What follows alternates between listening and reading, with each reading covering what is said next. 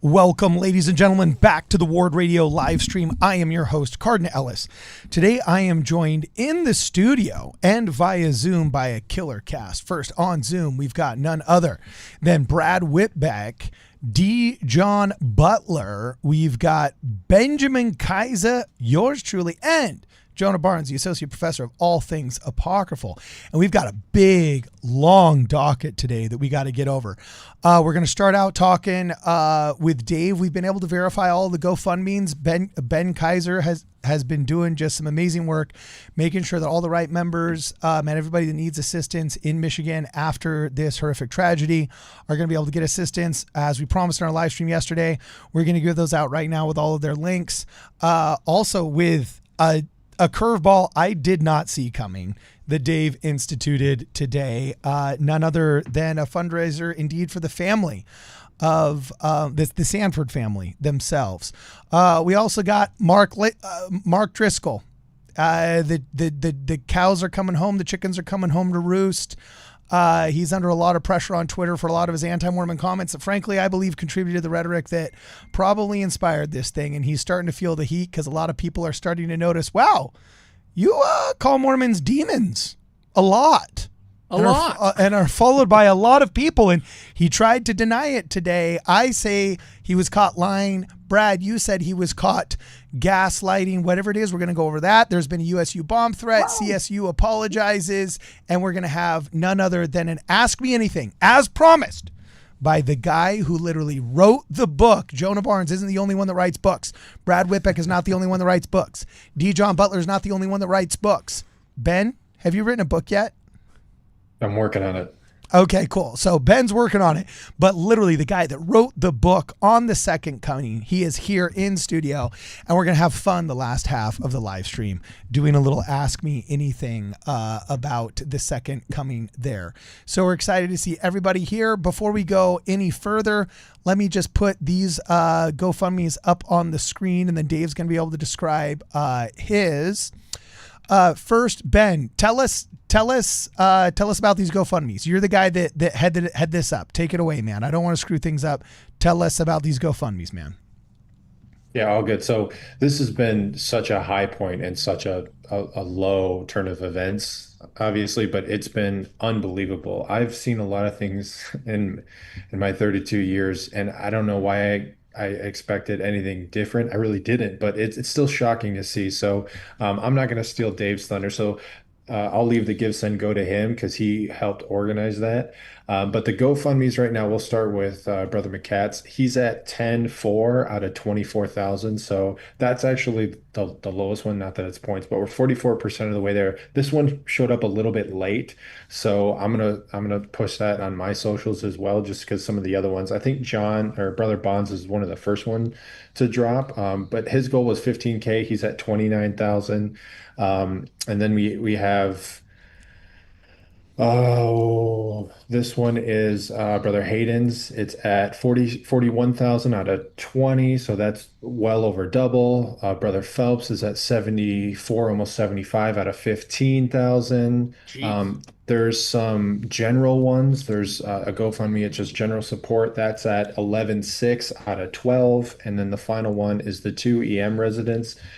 That's a target of 210. We're at 188. We're very close. We're 90% of the way the way there. The other two things I dropped in the Discord, which I can throw into either the YouTube chat or something, is the church actually helps set up a separate donor for anyone inside or outside of the church that want to just generally help out. So I'll chuck that in there. I'll push that on my socials. And then this is this Victim Compassion Fund. Is that this one right here? It's the second to last thing my last post in the chat. It's the donorperfect.net. Okay. I'll check that out. Donorperfect.net. And then the last thing is if anyone wants to send condolences to the membership, the victims, anything, they've actually set up an email address. It's sendcondolences@churchofjesuschrist.org. We've been encouraged to share this inside and outside of the church. So the response has been inspiring. It's been overwhelming. And just in case you're feeling like me, even with such good news, I just want to share a message from somebody that I talked to today that's been involved in everything. He says, "Thank you so much," because I ask just every day, what can I do? The members are overwhelmed with help. Please just stay engaged. Be ready to help once things die down. We talked a little bit about the GoFundMe's. Please keep doing that. Anything and everything that you can give. And one thing I will say, there's been a lot of members of the Christian community that have reached out, and there was even it's not a vigil per se, it was a prayer meeting today at a local Lutheran church in Grand Blanc, and they tried to, or they did invite a lot of the membership there. They declined only for the reason that a lot of them are still really wary about meeting in public because that meeting was publicly put Yeah. out as an invitation to the LDS Church, but it was very respectfully declined. But to see so much support, not only in our local area from around the country, it's huge. The membership, they know it, they feel it. Keep pushing on some of these GoFundMe's. That's going to be just a huge point of stress that they just don't even have to think about. So well done to every single person who has donated. That's phenomenal. That is, I was talking to my son and daughter. I said, this is what we are about, point blank. I saw a tweet earlier that's like, this is the most LDS thing that LDS people do is donate, to give, and certainly for the shooter's family as well. So thank you, thank you, thank you. Keep it up. This is exactly how you can help. Okay, excellent. And then I gotta say, this one threw me for a loop. Dave Butler, take it away, my man. Tell us what the last one is. Yeah, well, I want to frame this right. Um, it's been an amazing day. I have basically been connected to Twitter, except when I've set up to go to the bathroom or answered a call from a journalist, which started happening this afternoon. And just reading message after message after message from some of the now almost 3,000 people that contributed. So I'll tell you what I did, but I think I want you to understand that I see my role as being very small here. Okay. And so a community thing happened. People did a thing. And I was a very small part. Okay. So last night, I was looking at some of the GoFundMe's that existed uh, eh, for victims of the Sunday shootings, and I saw someone make a comment.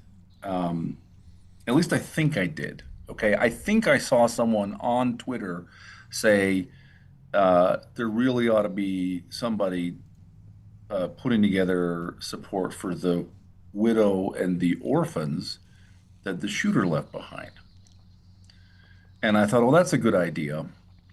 And I kind of looked and it didn't look like anyone had. And I thought, man, maybe I could do that. I don't really know how to do that. I've never operated any of these engines, GoFundMe or the sort of the ones that are, not pre-selling a product. I took my dogs for a walk. I had to clear my head, and I got back, and by the time I got back, I thought, okay, I'm gonna, if no one else has done this, I will do it. I went back and got on Twitter, and I couldn't find the tweet that I could have sworn that I saw previously.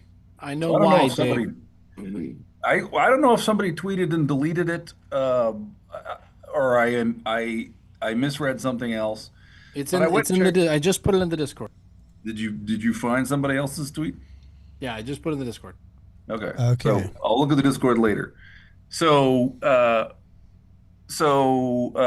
I couldn't find that anybody had done anything for that family, right?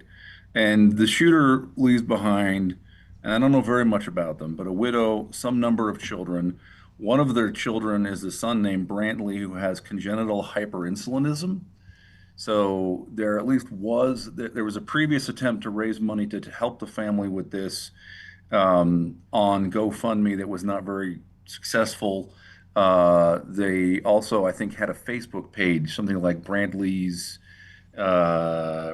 Journey or something like this. talking about this. So there is a widow and some number of children left behind who I don't know very much about them, but they are now facing fatherlessness and almost certainly economic hardship. And they've got a family member, a kid with a chronic illness, and on top of that, imagine being one of those kids, right? Imagine being one of those Mhm. kids, and like for the rest of your life, your dad is a multiple murderer, right? And like, man, Yeah. I hope no one gives him grief about it or whatever. But like, I can't imagine just being able to shake that off. So, so last night I tried to set up a GoFundMe. I could not get frickin' GoFundMe to work. It kept, I would set it up and then I'd like write the description and it would go, we're going to review this. We should get an answer back within 48 hours. And then the morning it was seemed to be approved. I tweaked a couple things in the description. We're going to approve this. We should be back. And I said, okay, forget it. And I just set up a give, send, go, and put $50 in myself, like a busker putting a $20 bill in the hat, so that no one will feel like they're being asked to contribute to a bad musician. Somebody else has already put money in there, right? Yeah. Okay. So, And it so worked. when my genius plan. No, listen, I don't know what I thought was going to happen. I think I thought, all right, it would be really great if at the end of this we're able to send a few $1,000 to try and help this family, right? Maybe it only helps them, gets them through a month or something, or a couple months. And I hoped for more because I was talking to you guys. I was in a chat with the sort of Ward Radio gang, also Jacob Hansen of Thoughtful Faith, also Cade of Those in Favor, right? And so I was sort of saying last night, look, I'm going to do this, and we were kind of going, okay, yeah, we'll share this, when it comes up. And so this morning at 7:30, I did it, right? Very easy. You can look at it. It's extremely simple. It's a photo of the church, and it's like a half a page of text from me, right? And for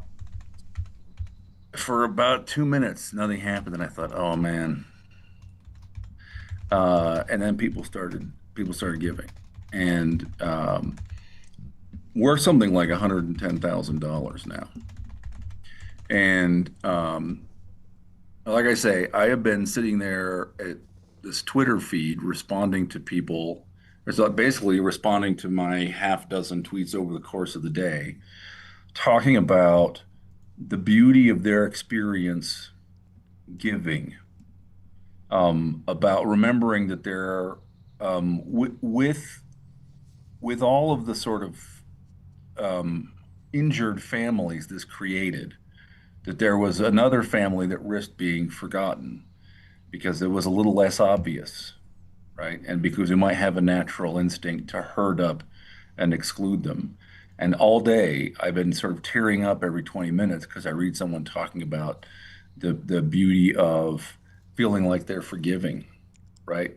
Or sort of feeling like they or we can rise above, you know, or helping someone that they had forgot about, who really is somebody in need. So had a few trolls, not very many. Had a few people with sort of legitimate, reasonable concerns, and an insane, just absolutely staggering number of people. Like I think if we're not over it, we're approaching 3,000 people. The average. I've been doing this math every hour or two over the course of the day. It's consistently been a little bit under $40. So there is a family that gave a big chunk, um, and the average contribution is $40, right? So there's a lot of $10 and a lot of $15 and some fifties and hundreds. But these are people who, they might be contributing to the other fundraisers, right? They're people that have they're working people. People, hey, the contribution I can afford is $20. And Dave, if viewers want to add to the $114,000 that have been raised, how can they do? Where can they find it?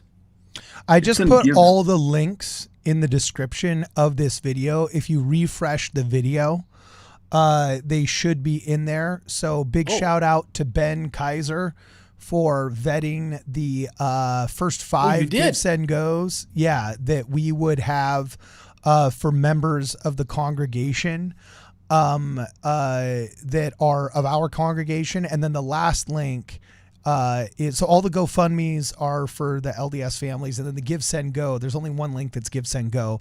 That's the one that Dave Butler created. So Dave Butler, thank you very much for providing those links. And Ben Kaiser, thank you very much for vetting those links. It's a sad tragedy, but oftentimes people make fake GoFundMe's when tragedy strikes, using social media pictures to try and grift a couple of grand real fast. And it requires work when you're in the newsroom to make sure you know which Give, Send, Go or which GoFundMe is correct. So according to the best of our efforts here at Ward Radio, the links that are in the description of this video are legit, and you can feel comfortable giving your money to them. Keep going. So we're starting to get news interest. So Mediaite did an article this afternoon. It got shared around. I saw Jack Posobiec retweeted it about an hour. I linked that in the Discord. If you want to pull it up. Geez, I can't pull up Discord links fast enough. Keep going. There's a ton of stuff. Yeah. Okay. Yeah. I talked to the ABC News people in Salt Lake tonight. They called me on the phone. We had a conversation. They initially wanted to film me for a little bit of an interview tonight, and they said, "Oh no, we've got enough." I don't know when that story is going to run, but I think it will. I talked to a reporter from Detroit News tonight, and I think that's print media. I think their story will run tomorrow. I'm supposed to talk tomorrow to the Free Press, and I'm supposed to talk to KSL is sending someone down into the somewhat disheveled Stick of Joseph Studios where I work. So that'll be fun to interview me. There's an independent journalist named Zaid Gilani I'm trying to get with. He wants to talk. So we'll leave the fundraiser up because I think other people are going to have the opportunity to hear about it and contribute. And I will continue my work trying to get in touch with the family and figure out what the responsible way is to get them the money to make sure that it will go to go to meet their needs. Yeah, I think that's basically it. I share the commentary that is now showing up on everybody's screen on Jack Posobiec's article. I didn't see this tweet before by Derek Anderson, but he says, this morning with our burned down church still, I just clicked on it. Here we are. This morning with our burned down church still smoldering and 4 saints murdered, members of the Church of Jesus Christ of Latter-day Saints raised $60K for ... checks notes. The shooter's wife and children. Most donations are anonymous. Each Christian comment will make you cry more than the last. And oh my goodness gracious. And they really will. If you get a chance to read the notes that are left by the people who donated, it's very heartwarming. And it's the kind of thing where I think of the impact that is going to be given to this family is more than just the monetary impact of this, but the sheer overwhelming amount of forgiveness and just Christian love that's being shared in this, I think can't be overstated. I really hope. Wow. Like, I can't imagine that they're regular watchers of Ward Radio, but like, what? Maybe they're not. Whoa, ho. Let's back this money train up here, guys. I thought this was fans only. Let me rephrase this. Because the family is undoubtedly regular watchers of Ward. Oh, all right. Okay, that's sorry. I hope someone shows this to them. And I look, it's difficult to get in touch with them. Like the Detroit News guy and he couldn't get in touch with anybody either. Good. If I were them, I'd want to. If I were them, I'd keep my head down. I'd be like, this is, holy crap, the worst imaginable thing just happened. Right. Um, and so I hope they see this, and or they read the story somewhere, and they get the feeling that, life isn't over for them that their father did a terrible thing, right? That's not them, and in fact, um, there may be help, right? That 3,000 people are trying to help them, and I think by the time we're done, it's going to be more. I think it's going to be quite a bit more. Like I said, we're just starting to get news attention. This has been entirely driven by Twitter until like 5 o'clock today. So I hope they hear about it. I hope they feel hope. I hope I can get in touch with them soon, so that I'm not like hiring a bounty hunter with the money to track them down and give them money. Give them a check. Yeah. It should also be noted that the 3,000 and some odd people who donated to the GoFundMe or the GoSendGo, we don't know their religious affiliation. Probably many of them are members of the Church I of appreciate Jesus Christ. that. Actually, I would say this. I know for a fact a lot of non-LDS people have contributed. Right. I know that a lot of LDS people have for sure. And right. People may sort of have maybe assigning different values to the experience or having sort of a different kind of experience depending on whether they're LDS or not. That could be a factor, right? Someone who's LDS could say, look, part of what's going on is I'm turning the other cheek, right? Like a terrible thing happened to my community. I'm going to respond by showing love, right? And I know that Catholics and other kinds of Christians and others unbelievers have contributed, and each of them may have probably slightly different experiences, right? So I said this to the Detroit News Guide tonight. It is true to think about this as a Mormon reaction. There is a Mormon reaction you were seeing here. That's not the whole phenomenon. There are a lot of other people also who are saying, oh my goodness, you were right. There is also this other family, and like they may have had it rough to begin with, right? Also, and I'm willing to help. Yeah. Also, two things.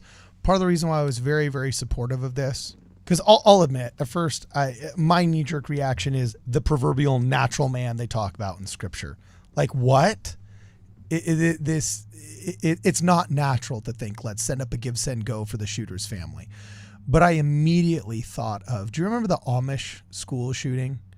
I think I was in college when it happened or something like that.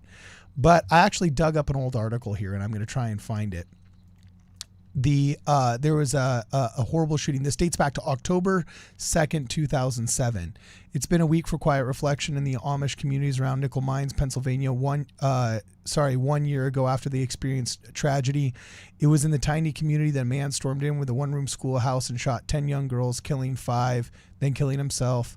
And then in the face of the tragedy, all right, people around the world have been inspired by the way the Amish express forgiveness towards the killer and his family. And I just think, it moves me to tears. And I think if there is any silver lining in the assassination of Charlie Kirk and the Michigan massacre, the tragedy, whatever you want to call it, it's that on full display has been some of the most understandable Christian forgiveness. Watching Charlie Kirk's wife within 48 hours, it was a week, but within a week, just say, I forgive that young man. And then thinking the exact same community that's just like rage. I have anger in my heart when I think the exact same rhetoric I have fought from anti-Mormons all week long finally resulted in what we've been screaming from the rooftops would mother frickin' happen. And then now here's my community talking about forgiving this man and helping the family, like to the extent that they set up a give, send, go. I have a testimony. Joseph Smith was a prophet, not because of anything he did, but because of who he forgave, because forgiveness is just an eternal principle that I just so deeply struggle with that I recognize it as deeply profound when I see others who seemingly have mastered the principle a lot better than I did. So, this is a beautiful thing to watch. And Cardin, in the Discord, the most recent thing that I put in there, I think, is apropos. Yes. Got it up right now. Most recent thing, Latter-day Saints feel positively toward other Christian groups in the U.S., but the reverse is not true. So this was some data we covered in an episode a few months ago. This is Pew Research data about how religions feel about each other. Latter-day Saints are the most hated religion in the United States, and also Latter-day Saints love other religions the most out of any other religion in the United States. And so what you see in this graph right here, this graphic, is it forms a cross showing that we're hated, but we love you anyways. And somebody posted this and said, Mormons believe in the cross. Mormons wear a cross. You just can't see it. Here it is. They highlighted this. I think it's very apropos that we love even people who hate us. So foreign to me. But it's the only way this system works, man. It is, but it is. Cardinal, no, it's foreign. It's foreign to every single person in the world. And I hope that everybody listening tonight thinks in their own life, who do you have who you really shouldn't love? Who really doesn't deserve your love? You know, who have you not forgiven? Do you need to call your mom? Do you need to call your brother? Do it tonight. And do this GoFundMe. This is really cool to be able to do this. This is very high profile. But we all have these people in our lives that we really should not forgive. And we will anyways. We really shouldn't love them, but we should love them. So find that person in your life and do it, okay? Wow. All right. So, Ben, you're local in Michigan. Has this gotten around to the people aware of what's going on there? Or is there still just something confined to Twitter? I still think it's largely confined. I sent it out to a couple people. Today was a busy day. I think it's going to have a lot more local traction tomorrow. Okay. Wow. Geez, I'm still processing this, man. I'm still processing this, but holy smoke, you did it. And you know what? D. John Butler, good on you, bro. That was not. And yeah. I just got to throw this out there. Super chat from Minor Prophet Ian Malcolm says, there's an April 2007 General Conference talk from James E. Faust called The Healing Power of Forgiveness. That's about the Amish shooting you brought up, Cardin. So anyone who wants to read a General Conference address about this sort of thing, about this Amish shooting, it's by James E. Faust, The Healing Power of Forgiveness in April 2007. Yeah. Good on Christianity the past 2 weeks, man. I've never seen larger, more public displays. I've seen some amazing parents in courtrooms facing DUI killers and things like that, do some like enormously amazing things, but they just haven't been as high profile. And I hope this spurs some kind of positive revival in one of the most difficult to master aspects of Christianity, if nothing else. So, all right, cool. So I don't want to poop on everyone's party here. Yeah. Because I know this has been great. But can I get out 2 super chats before you? Okay, all right, go ahead. Okay. JD Shipley says, this is my family's ward. It makes me unbelievably angry that I'm at BYUI and not there to help. Oh, yeah. Oh, I'm sorry, JD. I had to give blessings. I had to give blessings to some young women in our ward that were from New York City when 9/11 happened. I've seen firsthand that just tragedy just struck. I recognize those towers on the TV set and I can't be there. So yeah, man, we feel you, bro. And we're right there with you, man. Next one. Tiffany Houston says, some Relief Society sister needs to make a book of all those sweet comments for that family as a keepsake of the love people have for them. Oh, great idea. That's a fantastic idea. Who said that? Tiffany. That's a brilliant idea. Wow. I think she just volunteered with a $4.99 super chat. I think she did. Yeah. So. By the way, as we're sitting here, somebody from the national Fox News that have been in Grand Blanc since the shooting is reaching out to me. So I don't know. We'll see if that goes somewhere. It's not interesting for me. I don't want to be on Fox News, right? But it's interesting because I think it I think it's a lovely thing to see about Mormons. And I think more people will have the opportunity to contribute. It's a type and So, shadow of what we're commanded to do in the divine commission of Jesus Christ. Mourn with those that mourn, pray for those that spitefully use you and scorn you. And it's one of the most difficult aspects of Christianity that how better could be displayed than I think the way that hopefully the Church of Jesus Christ of Latter-day Saints and the Kirk family has been displaying over the past 2 weeks. So, And actually, Carden, there was a lot of comments around that sort of thing, and I wanted to highlight one here. If you can pull up the Dr. Manhatva okay. status, he helped a ton. I think he helped us get a lot of momentum when he shared this Give, Send, Go, and he's been sharing everyone's GoFundMe for everyone in the ward. When you scroll down on his, Carden, you're going to see a comment that I'd like you to read Okay. that just stood out to me. Can you just throw this in the Discord at the very bottom? Because I'm not seeing it in the 15 million links. If you could just make it the last one, I can more it's easily the put it last on the one screen. right now. Okay, So got it open right that. here. Okay, now it's on your screen. Do you want me to read it? So yeah, read the one from Okay. from Casey Jones. Scroll down to the Okay, so top comment underneath top the comment. Okay, link. so anyway, just for those that are listening on Spotify or on the radio, Dr. Mon Hotfa, who is a friend of ours, Ben Rogers from Salt Lake City, the last Soviet captain of the sinking ship up in the avenues that's refusing to die. You know what I'm saying? And he's the lone outpost. We'll go down with the ship. You know what I'm saying? He's the last conservative in the avenues, right? Anyway, he says a Give, Send, Go has been set up for the Latter-day Saint shooter's family. In addition to the death and destruction he caused, he left behind a wife and several children, including one who requires expensive medical attention. Pray for your enemies. Oh, bless those that curse for you. Link in the next post. Oh, I can barely read this. And then Casey Jones, here it is on the screen, says shiznit, as Snoop Dogg would say. Shiznit like this, that absolutely blows my mind. I can't begin to comprehend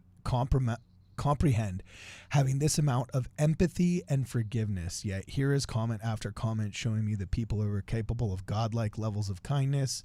We will be finding the closest LDS missionaries immediately. What? That's wonderful. That's wonderful. That's how they get you. That's how they get you. And then just, hey, you know, actually, I'm very Just a appreciative. beautiful comment, you know? That's very cool. Yeah, and I'm appreciative of this next comment here. Bert Macklin posted this earlier today just to show that this is actually rooted in Scripture. You know, just like sometimes people question, why do Mormons save so much and institutionally we just save so much? Hey, that's the law of the harvest. This is rooted in Scripture. So is this law of forgiveness. You have heard the law that says, love your neighbor and hate your enemy. But I say, love your enemies, pray for those who persecute you. Matthew 5:43 to 44, to which Ben Rogers responds as Dr. Mon Hotfa, this is the way like a true Mandalorian. So, this is incredible to see, man. Now, I hate to be the party pooper here, guys. Okay. Everybody here is like, oh, you know, gospel of Jesus Christ and stuff. Yeah, can we just start crapping on Mark Driscoll and his lies and gaslighting now? No, I've had enough you were forgiveness for one day. No. All right. No, you were just saying, I've seen such outpouring of love and stuff, and that is really amazing. I have had the opposite experience. I have been absolutely shocked at the amount of hate that has been poured out towards Charlie Kirk. The guy got shot in his kids are fatherless people. The heartless dancing over the grave is just blows my. And then there has been quite a lot of hate as well directed at our little faith over this thing. And I know these are probably just a couple of anonymous Twitter trolls who have a bigger megaphone that makes them sound like there's more of them. And I hope that's true. I hope that's true. But boy, I've seen some threads where it is hundreds and hundreds of just anti-Mormon comments spilling over. Yeah, I know that they were all slaughtered in cold blood, but did you know they think Jesus and Satan are brothers? Like, guys, read the room, guys. Read the room a little bit. Okay, we're trying to have a funeral. 6-year-old girl got shot. Can we all just chill out for a second here? I've been blown away at the amount of hate. Maybe it's just because I'm. Oh, this has torched my relationship with Jacob Isbell. Oh yeah.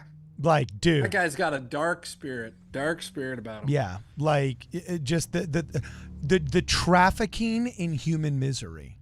What did he say? Oh, all of his posts. Oh. I almost don't want to just dignify him, but just no, like, it was so bad. Oh, it's like, okay, yeah. Why would you? There's say no it? need to. Anyways, There's no need to bring him up. So after the Charlie Kirk shooting, Pastor Mark Driscoll hopped to the microphone, straddling the coffin of Charlie Kirk while it was still warm, to tell everybody that we are a demonic cult. Mormons are a demonic cult, to blame us. The assassin was a Mormon, he says. And reminder that Mormonism is a demonic cult. Oh, I got it right here, bro. Yep. Got it right here. To which I created a ticker saying, okay, so our friend Jacob Hansen, you might know him from Thoughtful Faith, huge brain, noodly arms. Okay, I'm not scared. I'm not scared, Jacob. Huge brain, noodly arms. Yeah. And Jacob said, "Hey, let's debate. Let's talk about. Are we a demonic cult? Let's talk about it." And Mark Driscoll goes radio silent. So I created the ticker to keep track of how many days he can go, and I retweet it every single day at Pastor Mark, asking him, "When are you going to substantiate your accusation that we're a demonic cult?" Well, then a week after he throws out these accusations, somebody acts like they believe what Mark Driscoll says. We can't be surprised if calling everybody a fascist and leads to some psychos believing us. And we can't call everyone a demonic cult and then be shocked when some people act like they believe us. So maybe we should all calm the heck down. Pardon my French. I'm sorry about my language. I know that this is an LDS stream. Maybe we should calm the heck down and stop calling people fascists and Nazis and demons and Satan worshipers. Okay? Like, chill out. We know you want attention. We know you're hungry for attention on Twitter. This is not the way to go about it, because every now and then some psycho believes you. Now, so Mark Driscoll is... I was going to say, Brad, you actually ended up having an interaction with him. So really fast, if you could put that tweet in there, I would love to put that on the screen. But tell us, my man, what's going on? Do you need me to re-enter it into the Discord? Because it's in there right now. I'll find it. Just tell us what happened. Okay. So, he had just said that he started backpedaling today and saying that he didn't say that Mormons are demonic, but that Mormonism is demonic, right? His exact words are, "I've never called Mormons demonic. I've called Mormonism demonic because it came from a demon. I love you and pray for you and every member of Mormonism." And so I responded because this felt a little gaslighty to me. Like, I want to give the guy the benefit of the doubt. Maybe he has just been taught by people reading from that green book, Cardin, right?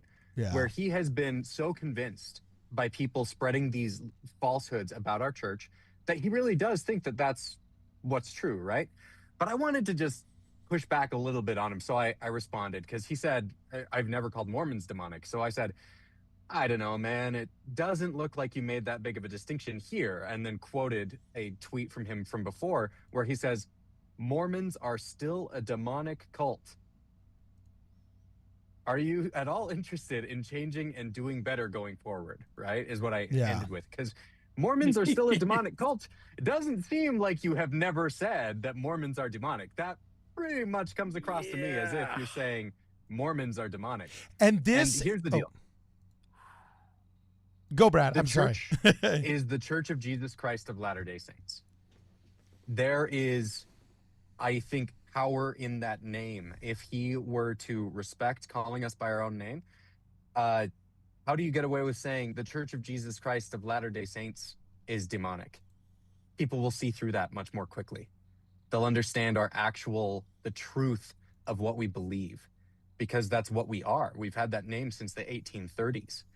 And so when I see these pastors and anti-Mormon evangelical Christians, which I want to say, I don't think are the majority of Christians. Like Jonah noted earlier, I think it's a loud subset of people on social media. I hope so, man. I hope you're right. Social media just amplifies the most negative voices. And I think these people are also the most terminally online, right? And so those people go out and say and repeat all of these lies about us, and those get sent out, and then they come across some crazy but also person, this like is not just a social media problem. And the reason why I'm not letting this go, and I'm even talking about this, is because Mark Driscoll has ad nauseum, despite being told multiple times, his rhetoric is no different calling us a demonically inspired cult than the people that were calling Charlie Kirk a fascist and a Nazi. And you can't say the rhetoric of fascism and Nazism it didn't contribute to the demise of Charlie Kirk, just like you can't say that his rhetoric didn't contribute to the demise of these people in Michigan. I was receiving screenshots from people that I tried to verify before Facebook took Thomas James Sanford's profile down, that Thomas James Sanford actually followed Mark Driscoll. And if you look at what Mark Driscoll says about Mormons, like, this is some toxic stuff. I'm going to put one of these up on the screen right now really fast, just so that you guys can hear this. For anybody that's not familiar, can all of a sudden get real familiar real fast. This is Mark Driscoll, okay? Like Mormonism that is founded by a demon showing up, pretending to be an angel, masquerading as an angel of light called Moroni, creating an entire demonic false religion. Okay, so there he is. This is him. By the way, in his own posts, there's 10 of these posts on his social media profile that he willingly puts out. This isn't taken out of context. These are his posts. And he says, when finally getting challenged, I'm actually going to put it up on the screen right here. All right.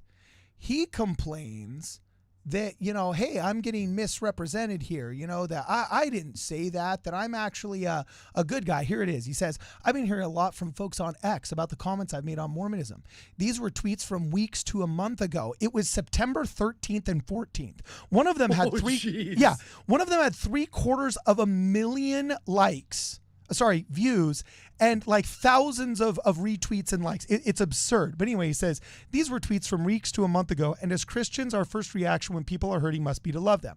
We can pray and love for Mormons without loving and accepting Mormon theology. Okay. So he's trying to walk it back now and say, well, I never actually called you demons. Oh, wait a second. Dude, Mormonism is a dangerous cult and not a Christian denomination. There will be 0 Mormons in heaven. It's a demonic cult, a literal demon. He literally, like, you can't cast a worse bad guy in a Hollywood movie. He says it's a demonic cult. A little demon is on the top of every building. And here's why the logical fallacy, where he says, not me. He says the murder of innocent people is evil, no matter if they're Jewish, Muslim, Mormon, or Christian. Yeah, no, here's the problem. Here's the problem, bro. When he was called out and was said, wait, didn't you call these people demonic? And you say, no, I didn't say it. A bunch of people start retweeting what he retweeted, saying, no, you did, man. The reason why we can't accept the rhetoric of calling innocent people Nazi and fascist is because in America, we kill Nazis and fascists. We destroyed Mussolini. We destroy Hitler. Then we had a Nuremberg trial for those that were left over. When all of a sudden the establishment wanted to call Tulsi Gabbard treasonous. Do you remember when Mitt Romney came out and Hillary Clinton came out and literally said Tulsi Gabbard was treasonous? I thought that was so absurd. Do you know treason is the only crime mentioned in the Constitution, and it has one ending. What is it, Jonah? You're a constitutionalist.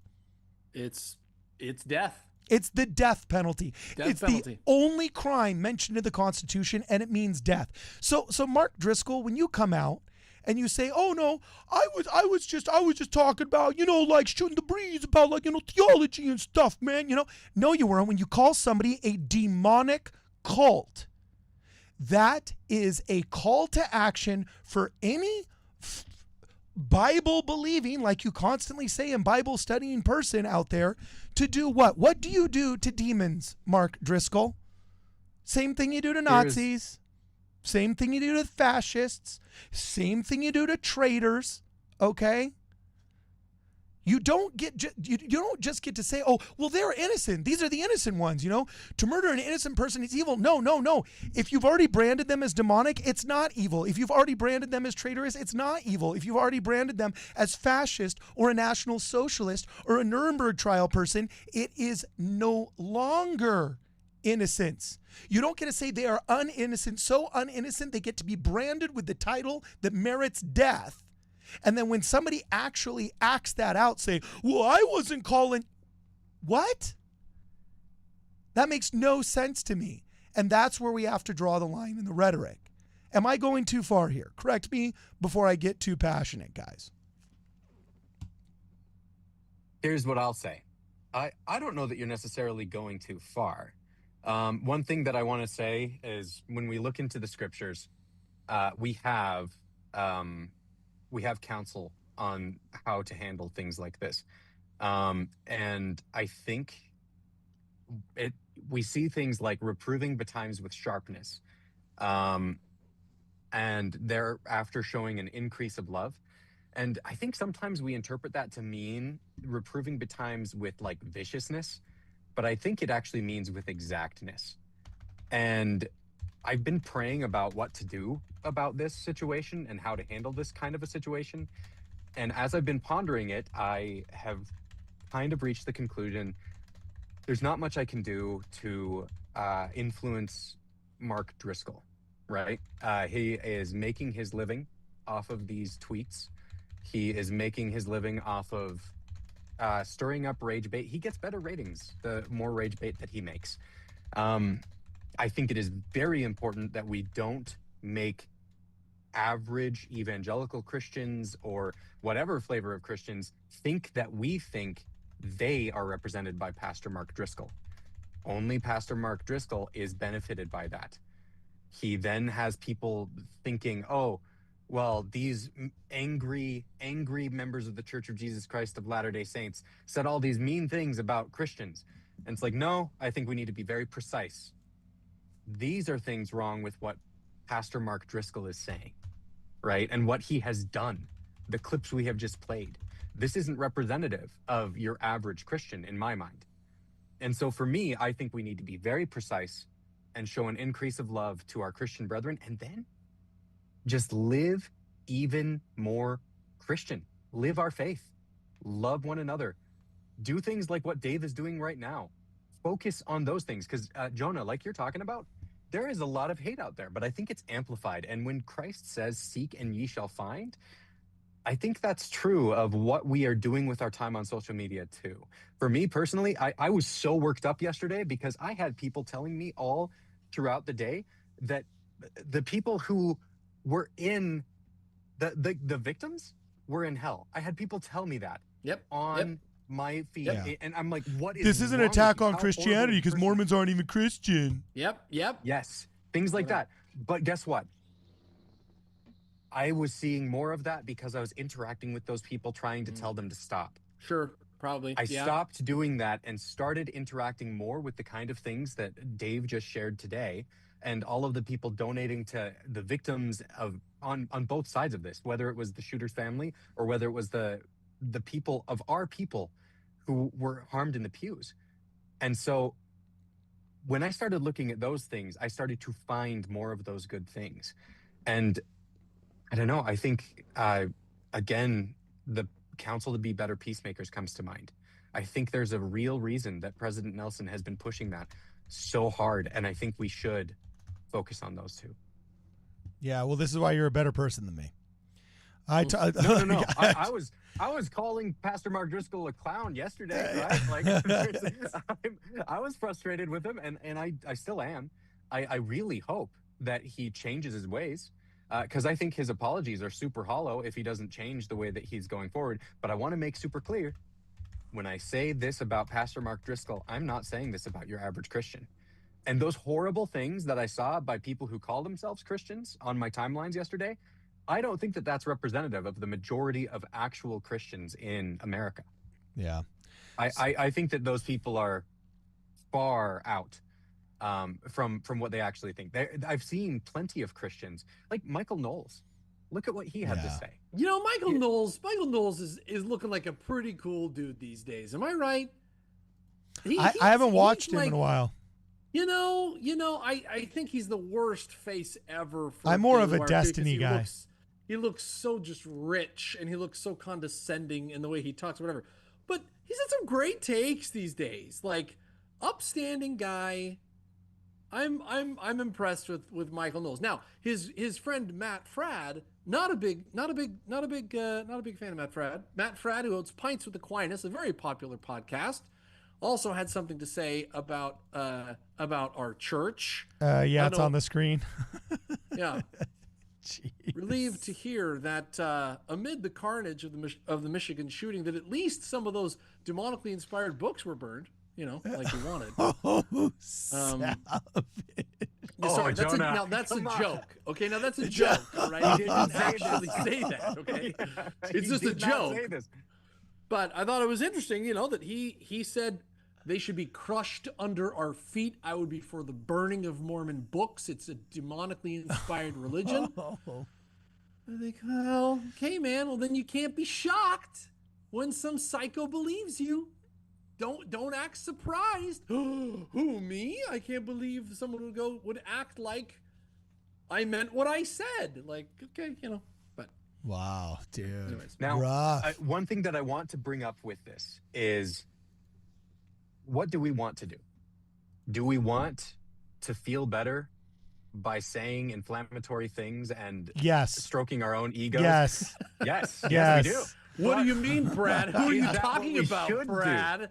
Is that what we should do? I'm talking about me. I see you looking at me, Brad. No, I'm talking about me here. I'm saying, I think that we need to change people's hearts. We need to be the antithesis of what they are anticipating from what Pastor Mark Driscoll has to say. If he's saying Mormons are demonic, and then they come and see us yelling about Pastor Mark Driscoll, they might believe him. But if he's saying, like, Mormons are demonic, and I mean, I know people are going to be mean to me in the comments for saying the word Mormon, even though I'm quoting a guy saying it. I know it's the Church of Jesus Christ of Latter-day Saints.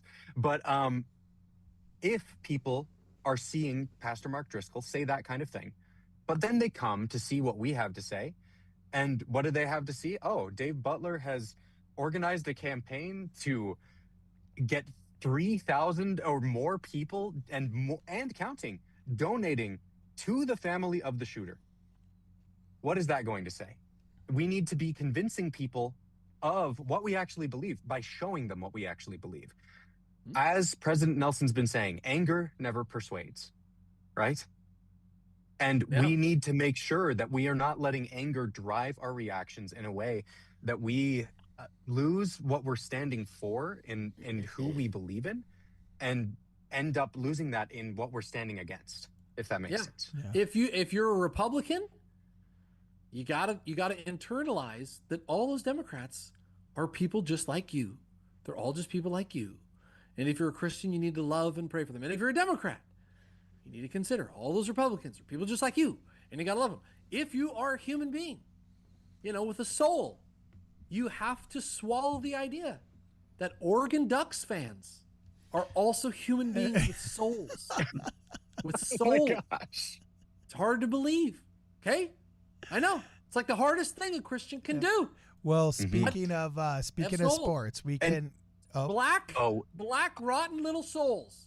But they have them. And I want to reiterate, I think we still need to stand for truth, but I think we need to stand for truth with grace. Okay, cool, man. I feel you. Should I catch us up on some super chats? Yeah, I was going to say, please, catch us up on super chats right now, my man. We got like 5 waiting for us. Awesome. So Mike Smith says, Jonah Barnes, it is easier to send money to the shooter's family than to pick up the phone and call the person that offended you. It is, isn't it? It is, isn't it?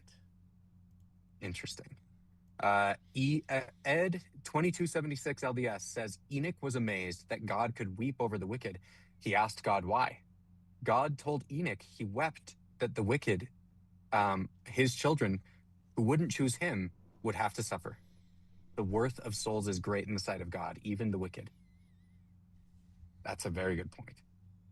Tanner Smith says it really feels like we aren't Christian because they believe that God actively picked who would be Christian and saved.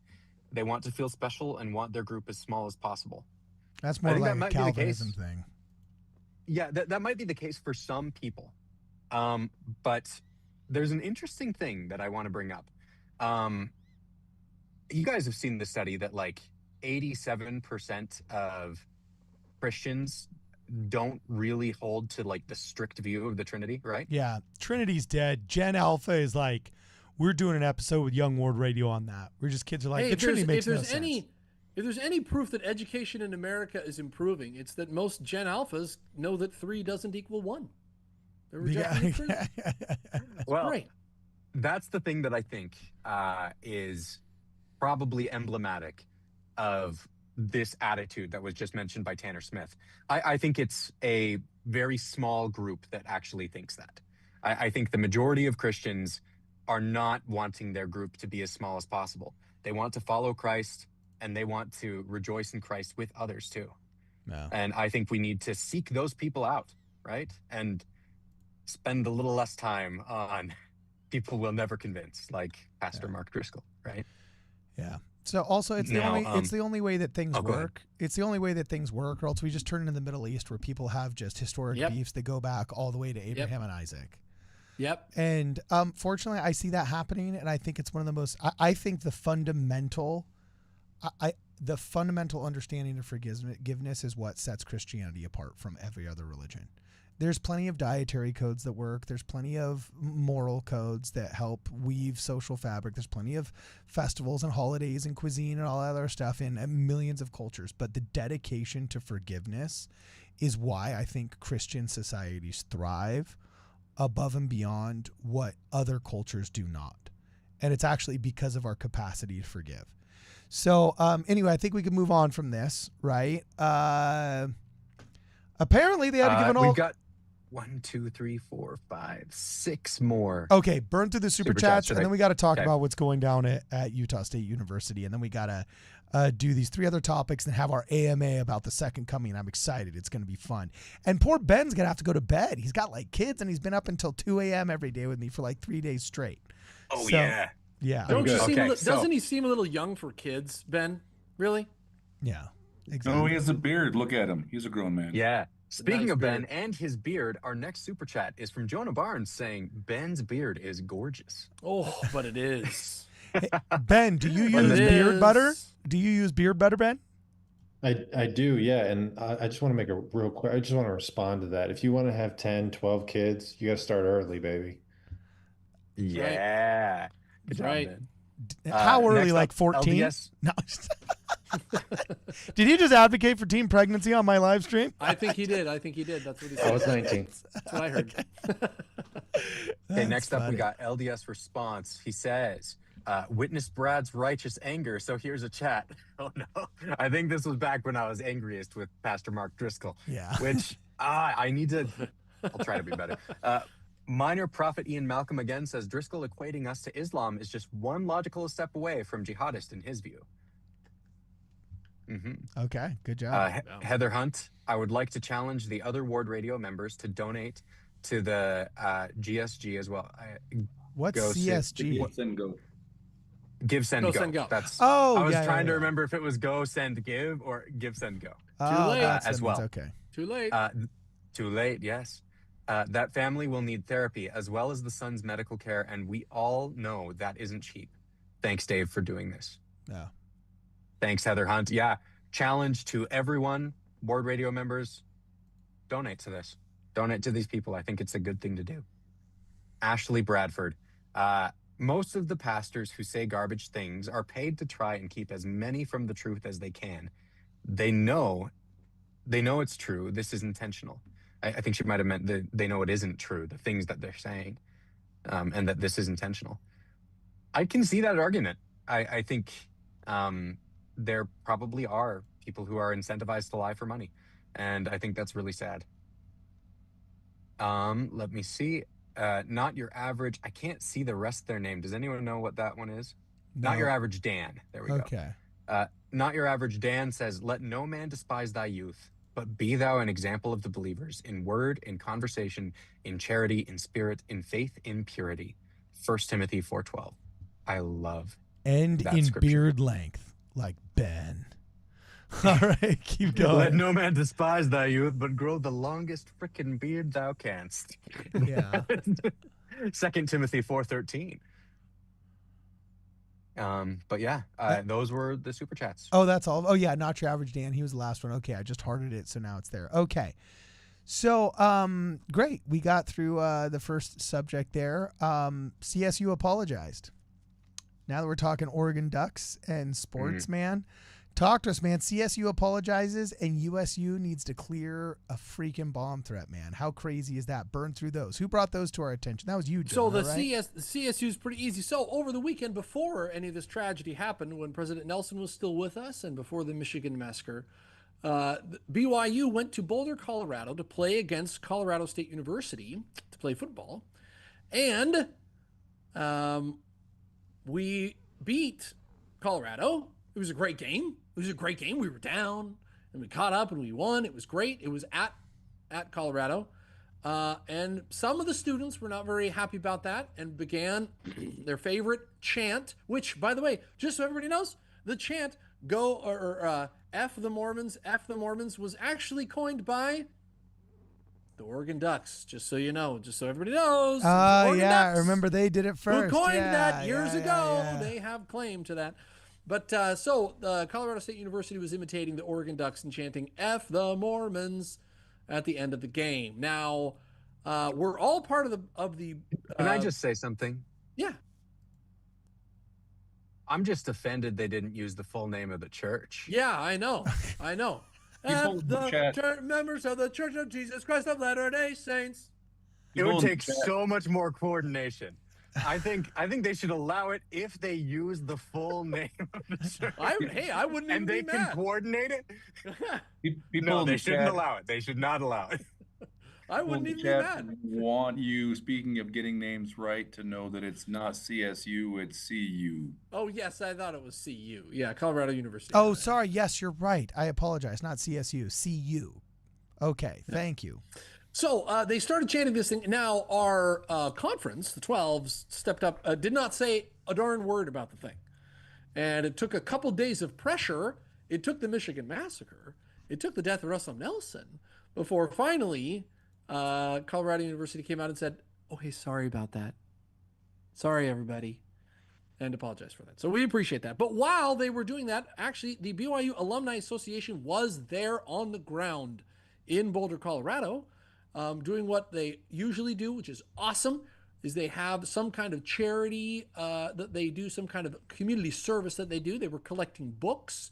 There's a little news article about it, Cardin. It might be much to dig into. We don't have a ton of time to go into it, but suffice it to say that we collected books and things for local shelters and family shelters and schools there in Boulder, Colorado, the BYU Alumni Association showing the class. So we love the people of Boulder, Colorado.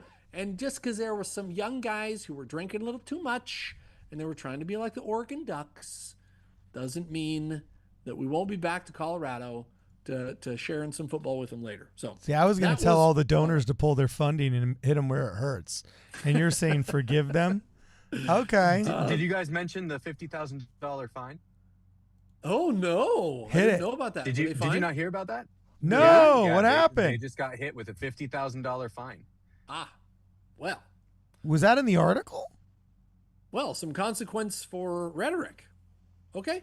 Yeah, this is a recent update. I don't have anything to pull up for it, but they did get a $50,000 fine. I think it's in consequence of what happened over the weekend. Call him up. Tell him to channel that 50K towards the GoFundMe's. I saw Wow. people suggesting that. Yeah. saying, I know exactly where to donate this. Yeah.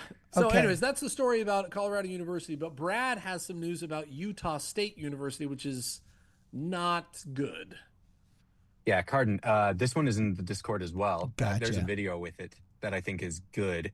It's a little bit higher up. Yeah, I got it. I'm pulling it up.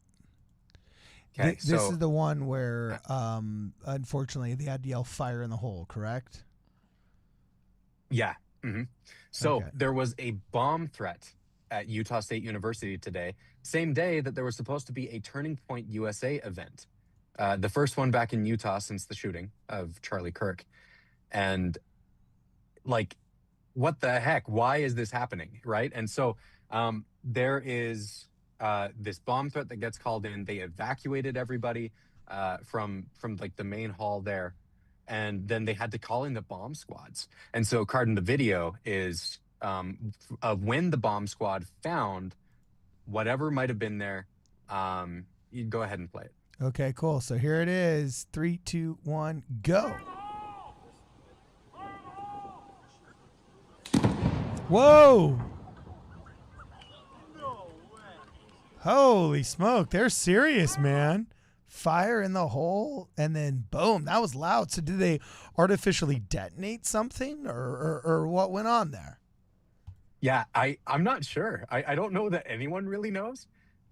It seems they may have artificially detonated whatever they found as a just in case. It seems to be that there wasn't a real bomb, but there was something there that they detonated anyway. Yeah, to make sure. They got to be careful. Yeah. Yeah. Gotta take precautions. So that's my reading of it. If anyone has any better information, please throw it in the chat. But they were able to secure the area, and they continued with the Turning Point USA event. Wow. Okay. Yeah, I was seeing that on Jack Pozzo's stuff after seeing that he shared this. Ashley Getz says it was classified as non-explosive, whatever they found. So they probably detonated it on their own. Wow, dude. This is crazy. By the way, isn't it hilarious now how all of these once upon a time, nothing but 10,000 subscribers on Twitter, having been canceled from mainstream media, citizen journalists are like so commonplace in the younger generations as reporters because of their websites. We actually say Jack Poso now instead of Jack Posobiec, right? Like the people underestimated what cancellation during COVID did. It forced people to be so scrappy. They learned how to survive off nothing, so much so that when the water was turned back on, they could just soak it all up. Like it's really interesting seeing like who's like, I would say like more people listen to Jack Posobiec now than Anderson Cooper as of in his heyday, like 10 years ago. Like he's more of a household name than. I think certainly more listen than listen now. Yeah. I think you look at like the late night programs, like the only one that's healthy at all is Greg Gutfeld. Yeah. Yeah, that's true, man. It's one of the saddest cultural demises in America was the death of Saturday Night Live and the death of late night television. It used to be a very, very unifying thing. And then it just got divisive for a long time until everybody stopped watching. I have seen a couple of funny things from Saturday Night Live recently. I should send them to you guys because they will make you laugh. Well, you and your grandmother. Also, what? I said, well, you and your grandmother are the only ones watching. Yeah, they have occasional hits. Someone in the chat, WB Ball 15, he says that's standard operating procedure to blow the suspected device. My neighbor was on my sheriff's bomb squad. Okay, cool. Yeah. So if you want the sheriffs to do the bomb, just make something fake instead. Like, if that's the protocol, geez, we just incentivized a lot of nefariousness. No, right? Carden. It's protocol to blow up the device, not to blow So if I up hate what the you Brigham want Young to statue explode. on campus, all I got to do is wrap a peanut butter jar in duct tape and then call the bomb squad, and then they'll do the demolition for me. If I'm like, what? That's I crazy. guarantee you they're not going to do it in a way that destroys property. You know? Okay. Geez. That is not, nobody wrap peanut butter jars in duct tape. That was not, that was not an endorsement. That was not any kind of, geez. Okay. So, last two super chats and then, yeah. Okay. Madison Mather says, I've never been more proud to be LDS than in the past month. Our fruits will save the world. Love from New Zealand. Yeah. I really do think that's what a lot of this comes down to. We've got to get the fruits of the Spirit. We've got to focus on Christ, and we've got to be lights to the world and help as many people as we can. Yeah. And look outward instead of inward. There's never been a better time to be a member of the Church of Jesus Christ of Latter-day Saints. We're pushing 400 temples, and our family in Grand Blanc, Michigan, or Grand Blanc, I think they say blank in Michigan because they're Michiganders, up in Grand Blanc, those people are closer than ever. They don't suffer in a vacuum. We're clear on the West Coast, and we see them, and we hear them, and we can pray for them, and we can help them. This is the greatest time in the world to be a member of the Church of Jesus Christ of Latter-day Saints. Highest baptisms ever going on right now. If you're a member of the Church of Jesus Christ, have a bunch of babies. Go celebrate at the end of this live stream. You got 30 minutes to the end of this, so we'll give you 9 months and 90 minutes or so. Okay, go make a bunch of babies. The best time in the world to have babies, especially if they're little Latter-day Saint babies. It's a great time. That's funny. So speaking of the last portion of this live stream, I'm actually really excited for this, bro. I'm really excited. Do we want the 2 more super chats? I'm sorry. Oh yeah, read the 2 more super chats, and then we gotta pull. We gotta pull our Brunson boy in here. Yeah, and get to this Ask Me Anything. And then poor Ben, he's free to go if he has to go, because I know he's like 3 hours ahead of us. But if he wants to stay, he can stay. It's all up to him. But keep going, Brad. Read off super chats. Okay, MotoX Kid says, the hard part is that we are all hearing the same story from different points of view and then wonder why we aren't reacting in the same way. I'm trying to be like Brad, but find myself like Carden. That's funny. I'm trying to be like Brad, but I find myself like Carden. That should be a t-shirt right there. That should be a total t-shirt. No, but I mean, I'm in the same boat as Carden yesterday, right? Like, we were both just like, Pastor Mark Driscoll, what the heck, right? Yeah, dude, for real. Yeah, I think that's funny. Scottish Warrior says, people cheered for the death of their enemy and want more deaths. They did not cry for the sin, but against God for their lost job. They are as wicked as the Nephites of Mormon time. I am sad. I think this is referring to the people who are celebrating the death of Charlie Kirk. Yeah. It is sad to see. No one should be celebrating the death of their political opponents, especially in this way. And it's horrifying for me to see. And I think we need to, more than ever, band together with those who are seeking to be good people, seeking the light and seeking our Heavenly Father. Yeah. All right, cool. So here's the drum roll, man. I was actually surprised. We've now set up the second coming so big now. We've now gone over all this crazy stuff happening, and everyone's going, what do we do? And now Dr. Brunson enters to answer the questions. Well, for anybody that follows this channel, make sure you guys subscribe to us on Twitter. Okay, because really every different social media platform has its own vibe. Twitter is definitely where we get the stuff out the fastest and the quickest, which I think is pretty consistent to the platform. Instagram is where like a lot of the fun culture stuff happens, but the main show is definitely here on YouTube, right? But it is fun to ask LDX questions, and so I still say tweeted. I know I'm not supposed to say tweeted. But what are you supposed to say? What are you supposed to say? This is important, guys, because I have no idea what we're supposed to say. Is it tweeted? Is it twooted? Is it X'd?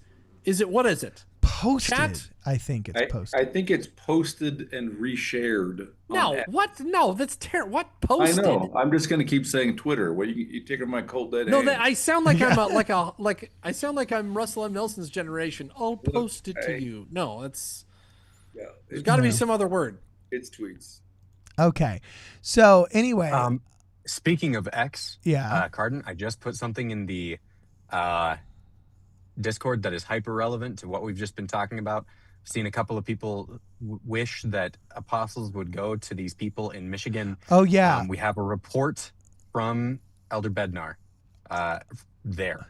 Yeah. So, well, actually, now that he's saying it, we can say it because there's apostles going there. They just wanted to keep it on the DL so people didn't swamp there to go visit some apostle. They wanted it to be something, kind of like a sacred experience for the people that went through a horrible tragedy, not people trying to show up and shake a guy's hand and get an autograph or something like that.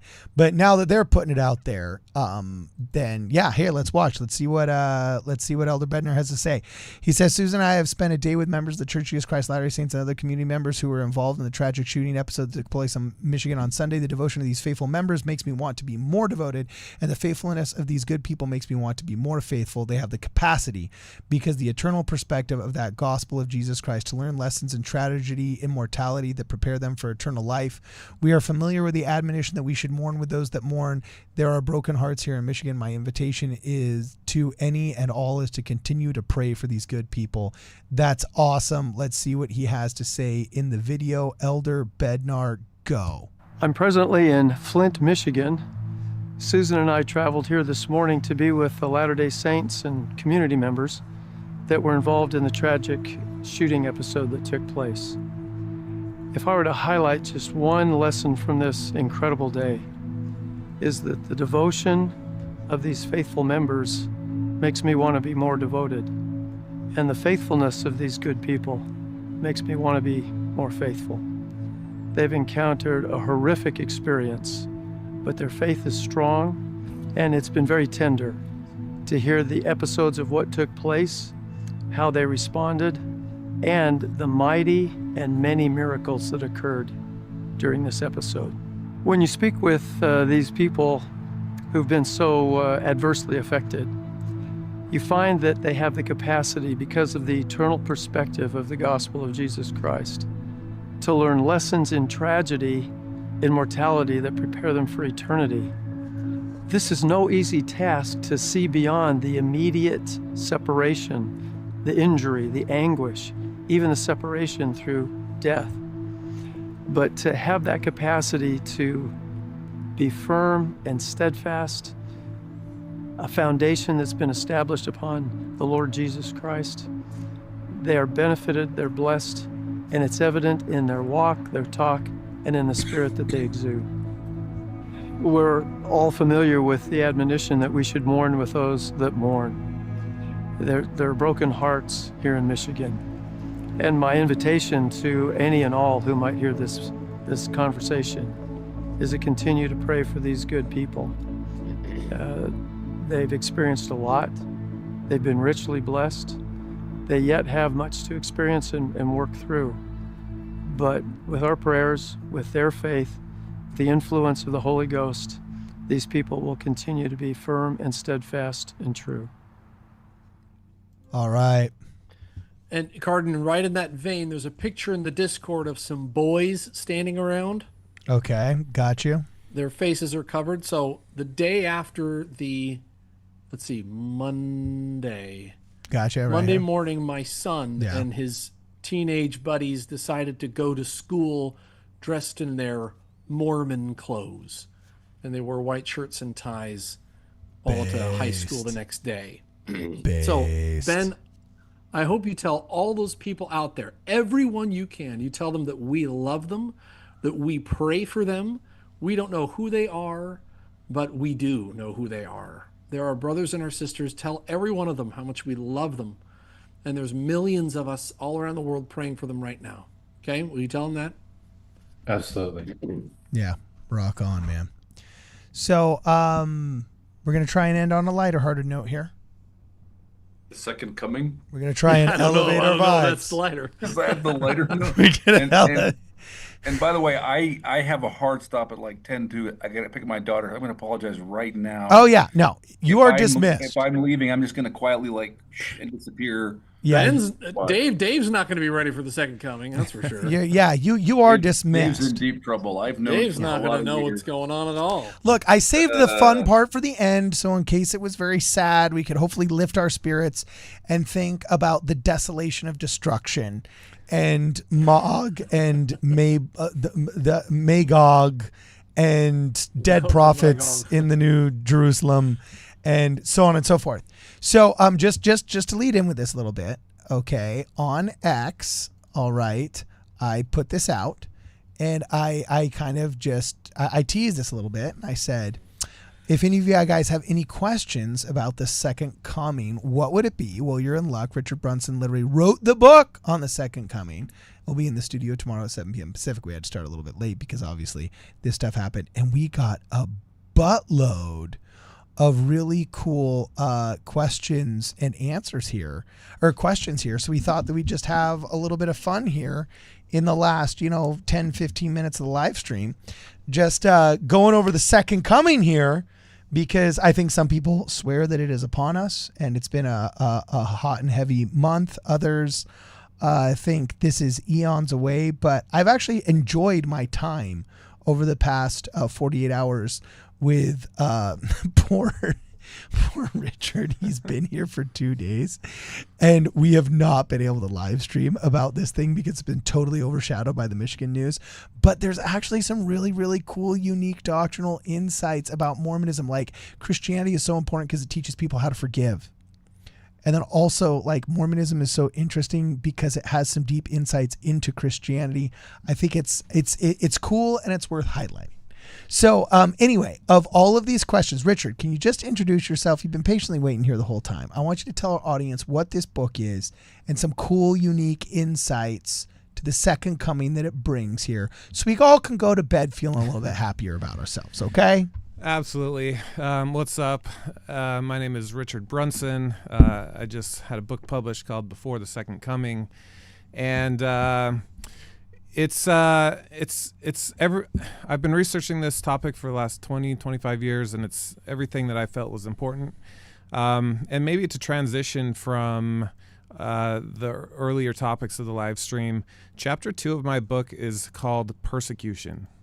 Okay. And there's a phase that members of the church will go through, and there will be a persecution phase.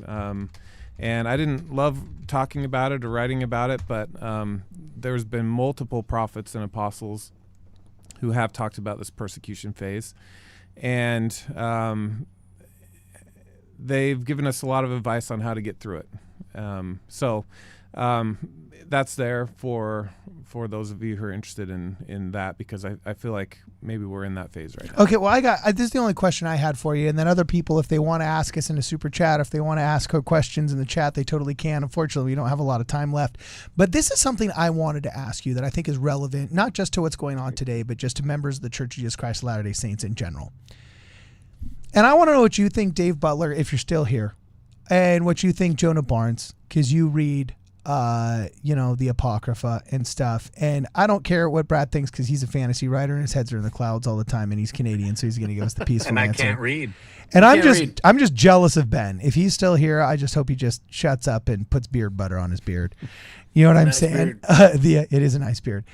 But is the second coming, like, there's times where I watch these videos, like that one that was super popular like 2 years ago about how the seventh seal has been opened and how there was a time capsule in the Georgia temple and it's for sure happening in 2035. And Jesus Christ said, 2,000 years after whenever, and we know it's going to be then. There's times where, man, it just seems like set in stone, right? But then there's other times where I feel like it's this thing that's going to happen when we've waxed wicked enough. And the wickedness and righteousness of the people fluctuates, oftentimes dependent upon the hard work that we're willing to put into preaching the gospel and mourning with those that mourn, us comforting those that stand in need of comfort, praying for those that spitefully use us, and so on and so forth. And the Book of Mormon is replete with examples of people that have gone out and preached the gospel and put their nose to the grindstone, and it has seemingly postponed the condemnation of the Lord. And me, somebody who kind of views the second coming as like that ultimate, condemnation of the Lord. I like the idea that, like, I mean, not if we're working hard, we can postpone God's judgment because, like, it's not our works that do anything. But, like, is the second coming something that you feel is finite and set in stone and we just don't know and it will happen like a thief in the night because God's got it programmed for October 17th, 2037, come hell or high water? Or is it something in all of your study where you feel it's postponable and malleable according to the good or the evil of the people? First Richard Brunson, then Brad. That's a good question. Oh, Brad, you got to say it now? Mine's really fast. Okay, hit it. Look, guys, the scriptures say that we do not know the day or the hour, but we do know the year and the month. It's set. We're good. And so, guess what? That's it. I'm totally kidding. That's horrible. We know the weekend. We know the week. Oh, that's funny. Hit it. And I just wanted to throw in the Brunson girls.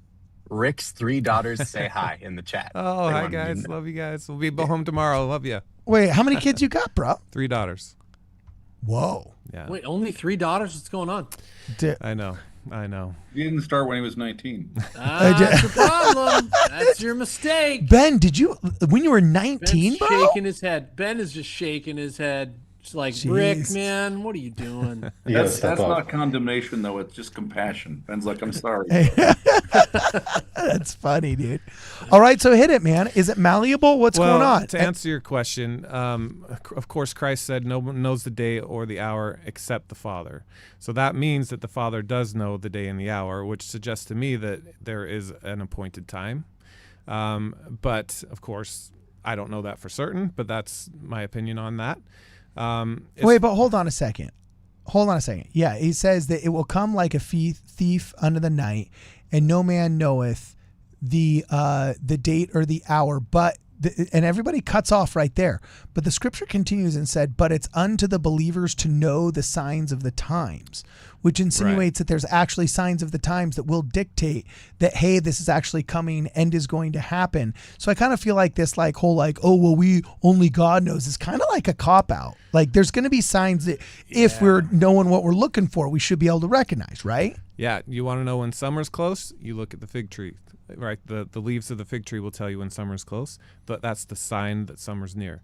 And the Lord used that analogy to help us understand that there are signs of the second coming, and we watch for those. And when we see them, then we know that the coming of the Lord is near.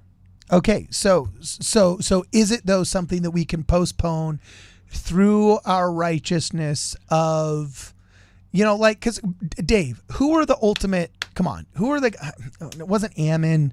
It was who are the big missionaries in the Book of Mormon that were like going around amongst the people, and they reversed the tide of the Gadiant robbers because they basically they quit their jobs and threw themselves into the work. Come on, who was this? It wasn't Ammon. So it's meant like Nephi and Lehi. You're talking third Nephi. Yeah. Okay. Nephi and Lehi. Nephi and Lehi. Look, you guys are righteous. I'm just a podcaster. I weave social fabric. You guys study scriptures. You know what I'm saying? But it's like, yeah. I was trying to figure out why you were saying Ammon wasn't a great missionary. I was like, well, that's debatable. No, he individually was, but I know there was the group. It was the group. I got you eventually. Yeah. You were thinking of someone specific. Yeah, Ammon looked like Ben. When I just envision Ammon, I just think of Ben. So the trifecta, yeah, they were able to reverse the tide, stem the tide of unrighteousness, and the kingdom improved because of it. So like, I just intuitively feel that like the second coming is something that depends upon us and our work. Jonah, am I wrong? Richard, am I wrong? I've thought the same thing. That's actually been my... I have not read this book, though. I did not read Rick's book, which now I feel stupid. But I've always thought the second coming depends completely upon the righteousness of the people. It depends on what we do. Brigham Young said that if the people got together and prayed and fasted today, the Lord would descend today because he will not refuse his people. But I don't know. Can I thread the needle? Book. Can I thread the needle on what you two are both saying? Yeah. No, you're trying to build bridges, Brad. You and your bridges. Yeah, obsessed, I liked you man. better when you were angry at Mark Driscoll and I was getting super chats. So what I'll say is I'm totally open to the idea that the Lord has multiple options down the line, right? We see this with the Book of Mormon. There was a backup with the small plates. I am totally cool with the Lord knowing the day and the hour contingent on our righteousness, right? And so there's options that he has contingent on how we live our lives. It feels to me, when I read Isaiah, it feels that it's contingent upon our righteousness to some degree or another. But I think that it needs to be balanced by the Lord's knowledge of those things. Okay, Rick, who's right? Well, Choose a I will side. respond by saying I don't think we have the answer to that, unfortunately. Ah, man, you're copping out. What a cop You're out. copping out, Yeah. man. Yeah. Come on, we got a I- plan. By We got a telling us calendar. the truth, by telling us what you actually think. Well, Yeah. I've given you my opinion. I think there's an appointed time, but we do not have the answer to that question. Okay. Well, what about the rapture, bro?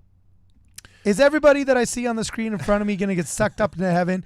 I got to tell you, I'm behind D. John Butler. First off, just because. I don't think I'm a good candidate. Yeah, That's a lot of mass you got to hoist. well, Yeah. yeah. a lot If of they math, throw you that's into the true. river Styx, I can float on you. You know what I'm saying? For people listening at home, Fresh Dave across is the like river. Dave is like 9 feet tall. If you're wondering, My spear is broad as a weaver's beam. as Weaver's beam. Samuel says. So like what? Like, so. Actually, the rapture's fake, right? The rapture is not a tradition that is held by LDS theology. Yeah. But we kind of should, right? Because it sounds cool, and we want to get along with all the other Christians in the bloggernacle. Yeah, so Right? maybe I can define what they believe with the rapture. And there's some division on, different Christians believe different things. But for the most part, people think that the righteous will be caught up at some point, and then there will be, a tribulation that follows that they'll be saved from. We believe that the righteous will be caught up as well, but we believe that event will happen at the second coming of Jesus Christ, where the righteous are caught up to meet him in the clouds and not before that. Okay, cool. So what is here's my curiosity. Yeah, we could talk about Mark of the Beast and speculate whether or not that's Elon Musk or the social security number. We could, Or Mr. Beast. or Mr. Beast. We could talk about whether Og looks like Ben or Magog looks like, Brad or whatever, And we could endlessly talk about all those, whether it's the rapture or whatnot. I'm curious, in you writing this book, was there anything uniquely insightful that you think the doctrine of the Church of Jesus Christ of Latter-day Saints or the revelations of Joseph Smith or the Book of Mormon bring to the table in understanding the second coming? Oh, for sure. Our doctrine on the New Jerusalem is completely unique to our church. The 10th article of faith says we believe the New Jerusalem will be built upon this continent. And, that is something that will be built before the second coming, whereas mainstream Christianity perhaps believe that will, descend from heaven at the end of the millennium. So. Okay, so this will be the last thing we talk about on the front of the second coming. But I got to know, so you're a vicious heartlander, apparently. No. And you're... Because he's smart. He reads. Guess he reads. Ed too, Jonah? No, I'm just kidding. So, is there... Actually, I'm glad you spoke up, Jonah. What is kind of the traditional understanding of those verses in the Bible that talk about the New Jerusalem? Do they think it's just really just going to be like a renovated version of the old one? But then how do you describe the law coming out of Zion, but the word coming out of Jerusalem or whatever that scripture is? And then answer that question. And then how does that relate? Have you found anything insightful in the Apocrypha, Jonah, about that? So you're talking about Revelation chapter 21. It says, New Jerusalem will come dressed as a wife. Adorned as a Something bride like is the phrase. Adorned as a bride. Thank you. You know this better than I do, Rick. The Apocrypha do in fact talk about a New Jerusalem. The Apocrypha talk very much about the city of Enoch, and that it's been caught up and it's awaiting things. But Joseph is really the linchpin who kind of puts it all together. If you read ancient documents, a lot of these ancient apocryphal documents, they seem really disconnected. And Joseph kind of fits them all together. He's kind of the thing in the middle, the spoke, the center axle that holds them all together. But there isn't a lot said. There isn't a lot of detail on it. But maybe Rick can speak to what detail we do have. Yeah, that verse in Revelation is the only thing that mentions the New Jerusalem specifically. So, well, yeah. So like the Heartlanders are totally loving that, I'm sure, because they're like, yeah, New Jerusalem in America, yeah. And by the way, Zelph was buried in Mississippi or whatever. You know what I'm saying? No, everybody knows the New Jerusalem's in Guatemala. Duh. Yeah. Well, Land of the free. Okay, but here's my question: like, is it literally just on that in Revelation that all of our concept of the New Jerusalem being on the American continent rests? No, there's two places in the Doctrine and Covenants, 57 and 84, I think, that talk about it being in Jackson County, Missouri, specifically. So that's where the center stake of Zion will be built prior to the second coming. Joseph talked about it quite a bit. Yeah. He talked about it quite a bit. Okay. And others. Yeah. You ever been there? No. Ben, what's it like there? Describe it, dog. It's beautiful. Wait, I've seen pictures. It really is. I mean, when you drive through, I mean, don't get me wrong, there's dumps there just like there's dumps here in Michigan. Michigan's a gorgeous state, but the church owns 6,000 acres in 10,000 total if you include Jackson County, but in Independence, 6,000 acres, and in Jackson County, an additional 4. So they're getting ready.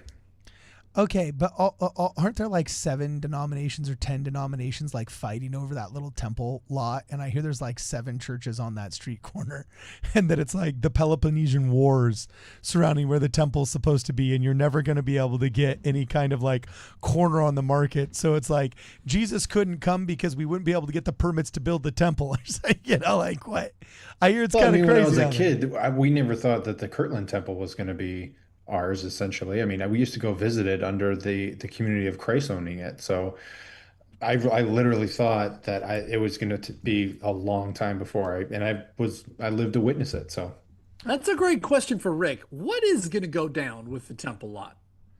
Oh, I don't know how it will get there, but eventually there will be a temple that will be built there.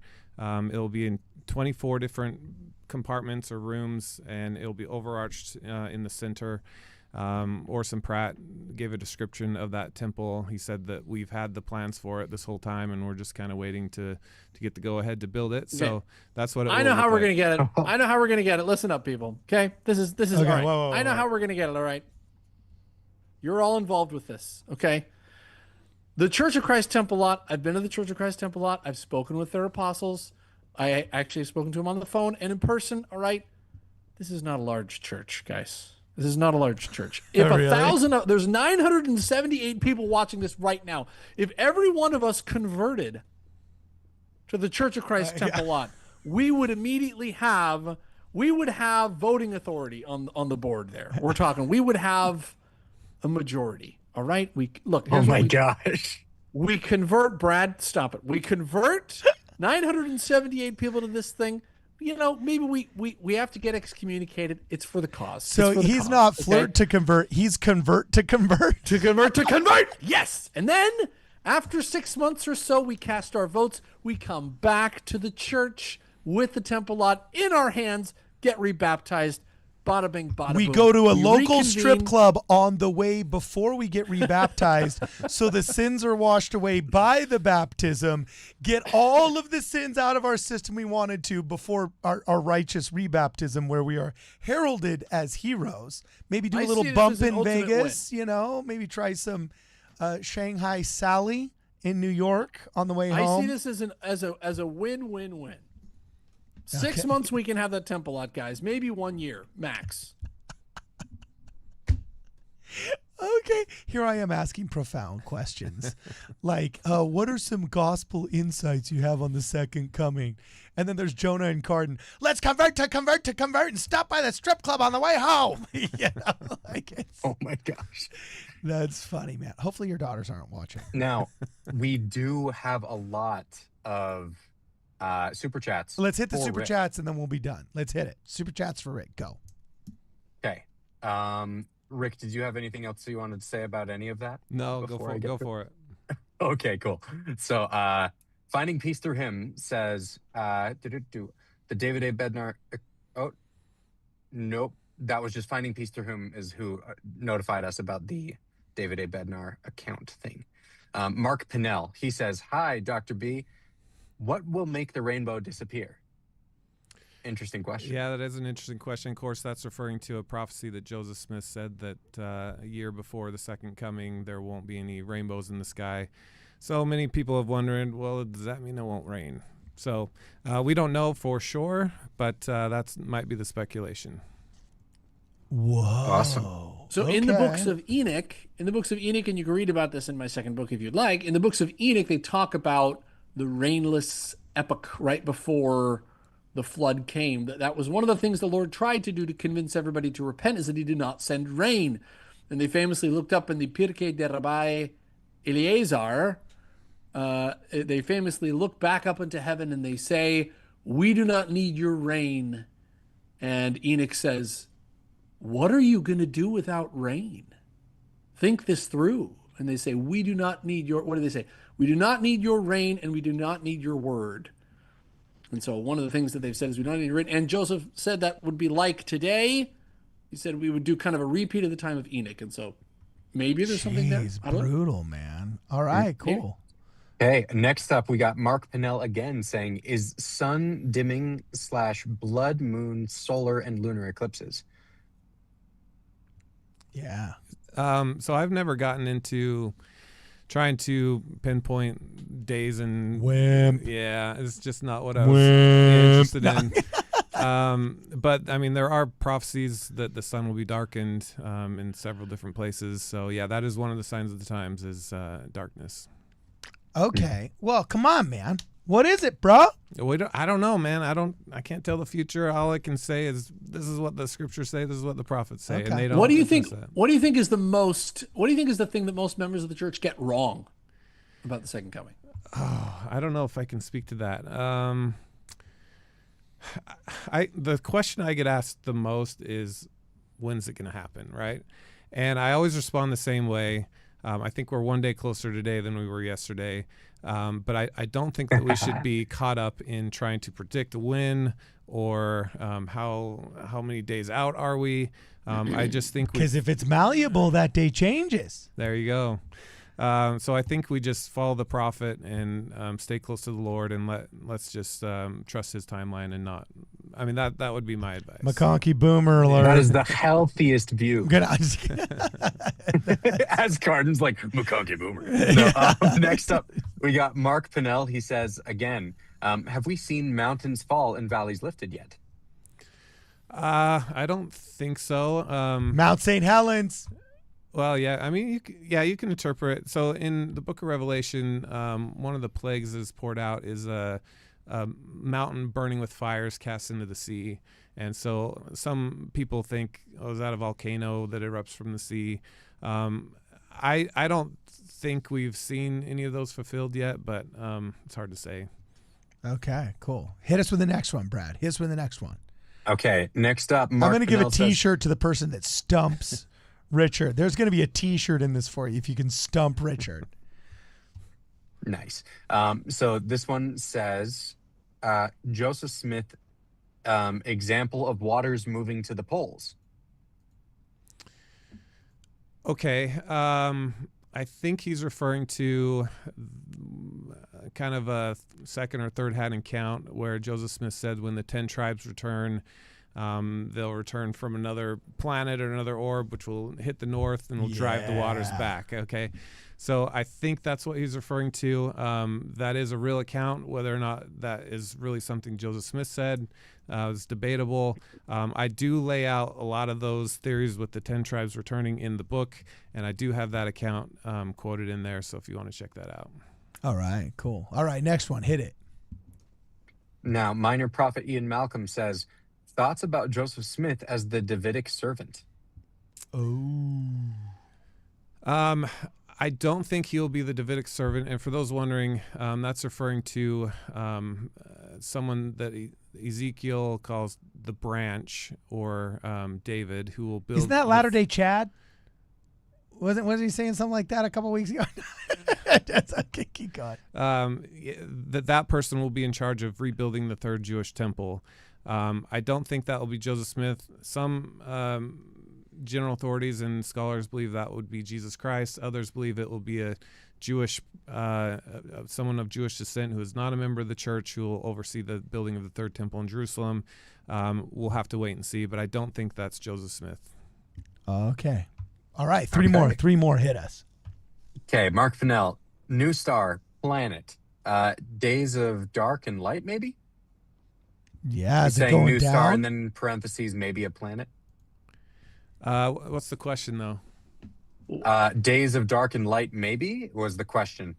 That one is a little bit hard to Yeah, understand. it looks like he's saying new star / planet, days of dark and light. Maybe. So I think he's speculating, would the formation of a new star or a new planet possibly be the endless day of night or the endless day of light? Well, Joseph Smith said that there will be a sign of the coming of the Son of Man, which will come from the east, and it will light the sky up from east to west. And the world will say, oh, it's a comet, it's a planet, it's something else. But the believers will understand that that was a sign given by the Lord that we are close to the second coming. So I'm not sure if that's what he's referring to, but it sounds like it might be. Okay. Nice. Cool. Now, some random duck, I guess, says, New Jerusalem built before or after Christ's return? So in my book, I placed the building of the New Jerusalem right after the Council of Adam-on-Diamond and before the Armageddon events.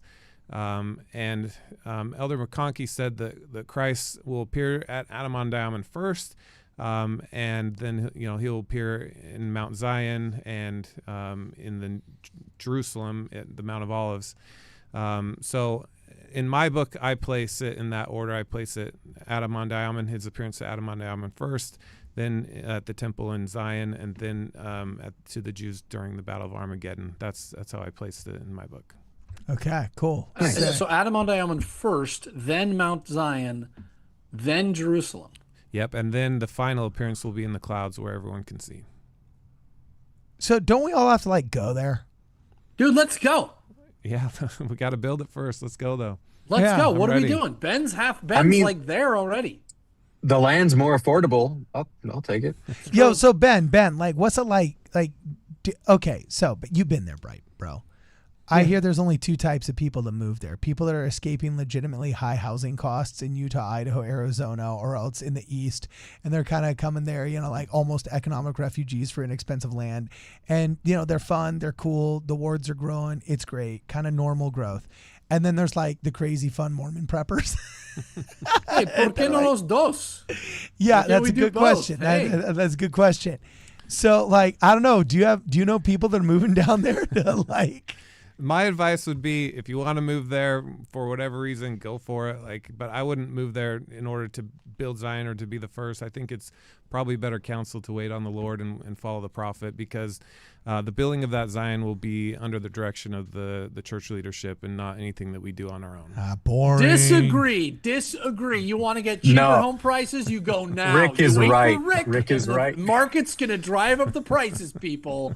Go now. Scoop it up. Make a great profit. When Jesus is there, do you know what's happening to home values? Rick has the best, most measured takes of any second coming guy. This is great. Thanks, Brad. Next, we've got Sheffield SG says, second coming, like the time of Noah, 28% of Gen Z was aborted. Oh, yeah. my gosh. And I have heard Jonah talk about this, that the most terrifying verse in all of Scripture is what, Jonah? Matthew 24:37, where he says, as it was in the days of Noah, so shall the coming of the Son of Man be. Yeah, and we all know what happened to them and how wicked they got and the destruction that they had. And so if that is to be repeated, then that is pretty terrifying. So, but we do have a promise that we can escape if we, keep our covenants and stay close to the Lord. And keep having babies. People keeps coming back to having babies. Yeah, for right? Real. All right, if you need to take off this live stream to go make a baby, we will excuse you if you need to do that. Yeah. Oh my gosh. Next now, one. Polly Nike's 2000. He says, Cardin question. Does the rapture apply to church office building boomer bureaucrats and Curtin and McConkie employees asking for a friend? No, it's Most the Pauly Nikes insurance comment adjusters. It's the insurance adjusters. The Curtin McConkie guys do good work.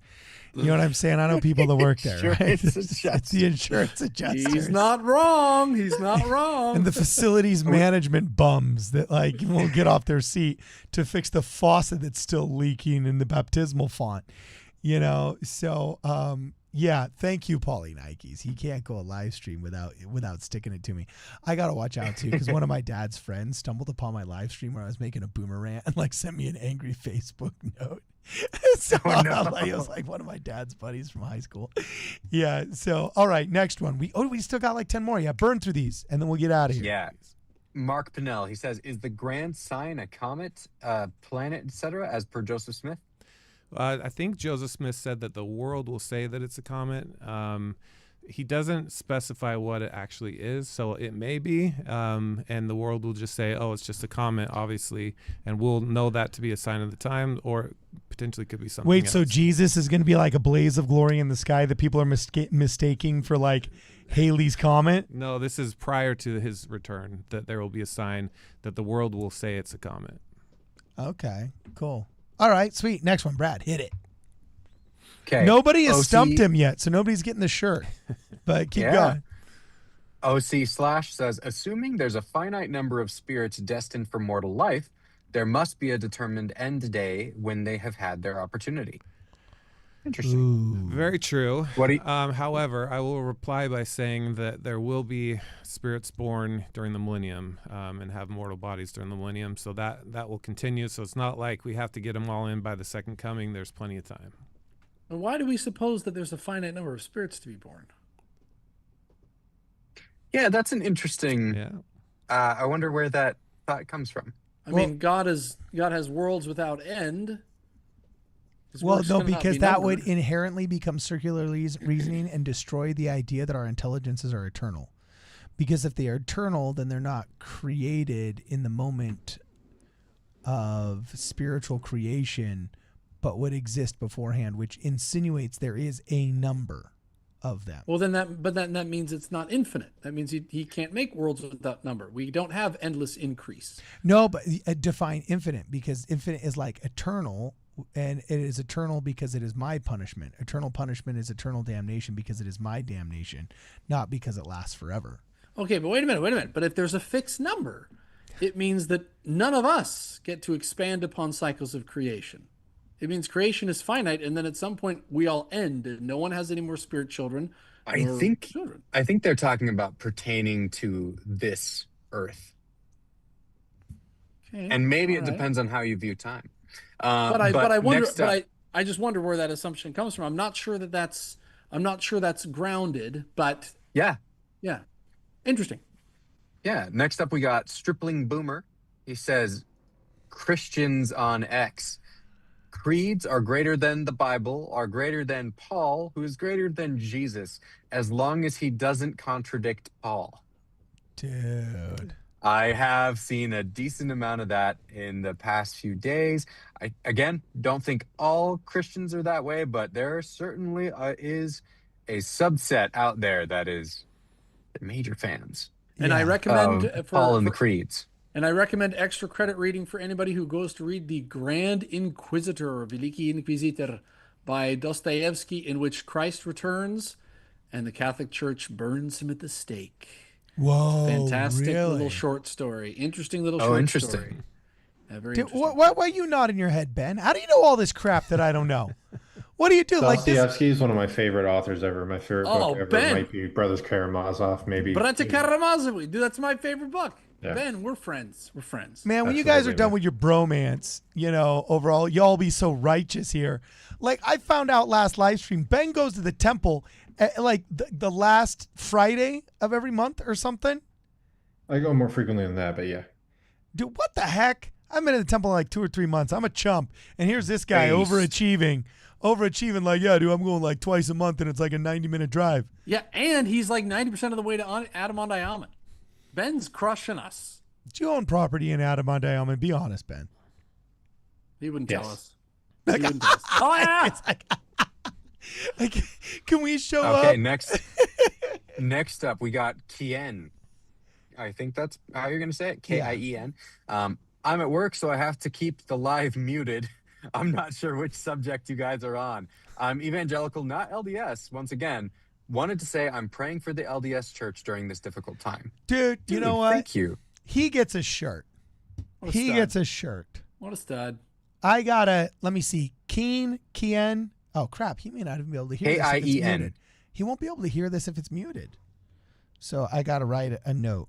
Gotta write it down. Hey, Keen, write it down. If you Angel, can hear us during Yeah. the second coming, when everything goes crazy and hits the fan, brother, you come find us. We've got food storage and board games to last out the century for you, brother. Yeah. So And here's the may key. I just add, Yeah. what a wonderful example of mourning with those that mourn. Even if we have theological disagreements, we don't need to worry about that right now. Mourn with those that mourn. Yeah. And you know what, Keen? Beautiful. Use the coupon code ANGEL10. You'll get 10% off anything in the merch store. If you get yourself a sweater, because it's getting cold, it's September, October-ish already. If you get yourself a sweater, I'm going to throw in a t-shirt for you for free. Give yourself a hoodie. I'll give you a t-shirt, and then also we'll send you a free copy of The Second Coming. You just got to write a little message in the merch store certificate thingy that it's you, so I know it's you. All right, bro? Keep going. Brad, finish up the super chats.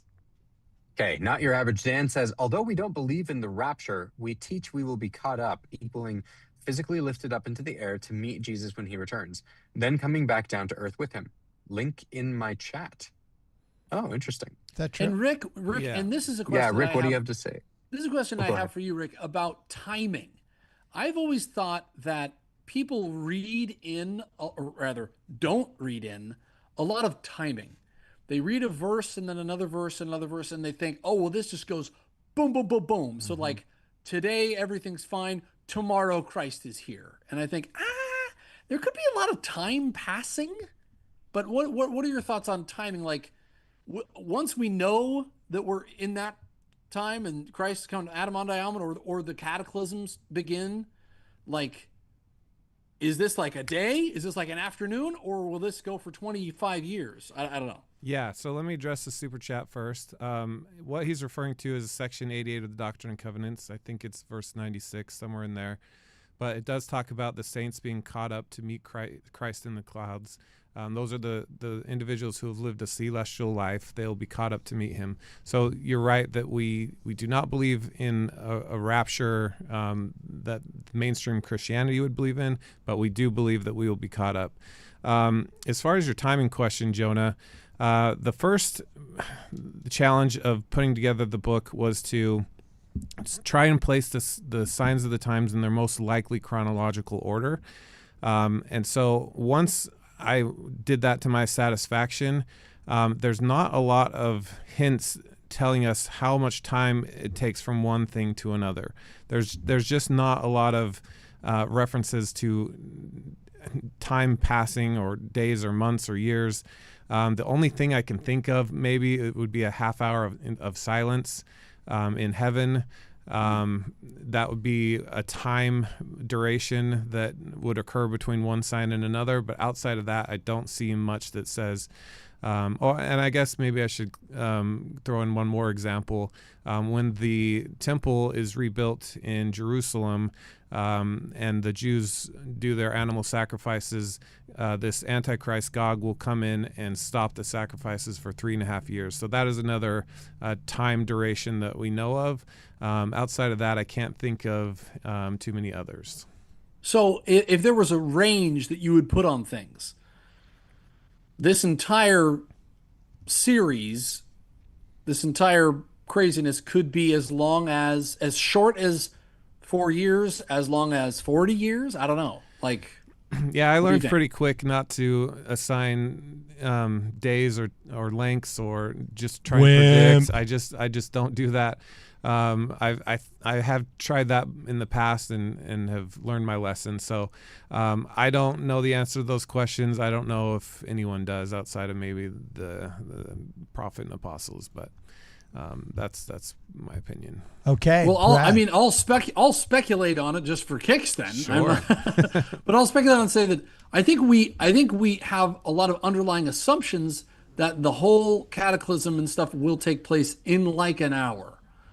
And I don't think that's Right. that assumption I don't think is necessary based on the text. I share that opinion. Yeah, I think there could be quite a good amount of time. It could go by quick. Perhaps it could. It could. But I don't think that's a necessary conclusion to draw from the text. Yeah. Okay, cool. Rock on. Next up, we got Logan Gailey. He says, my new political ID is eschatological accelerationist. Oh boy. Okay. What's that mean? You're trying to hurry up and make Jesus come faster? Yeah, I don't think that's a good thing to be. Unless you're trying to do it through righteousness, right? Oh, no, you're right. Wait, no, you're right. Okay, no, doing it through righteousness. Good point. That's true. That's true. I was thinking of like the crazy. There's a sect of in Islam that like they want to actualize the end of the world by just offing people. You know what is this? Angels and demons? He's trying to usher in the plagues. No, this is good. By righteousness. He's right. Okay. All right. Nice. Next one. Next, level 9 says, is 3i/Atlas that planet/comet? You stumped me. There you go. Give him a shirt, Garden. I don't know the shirt. answer to that. Wait, is 3i?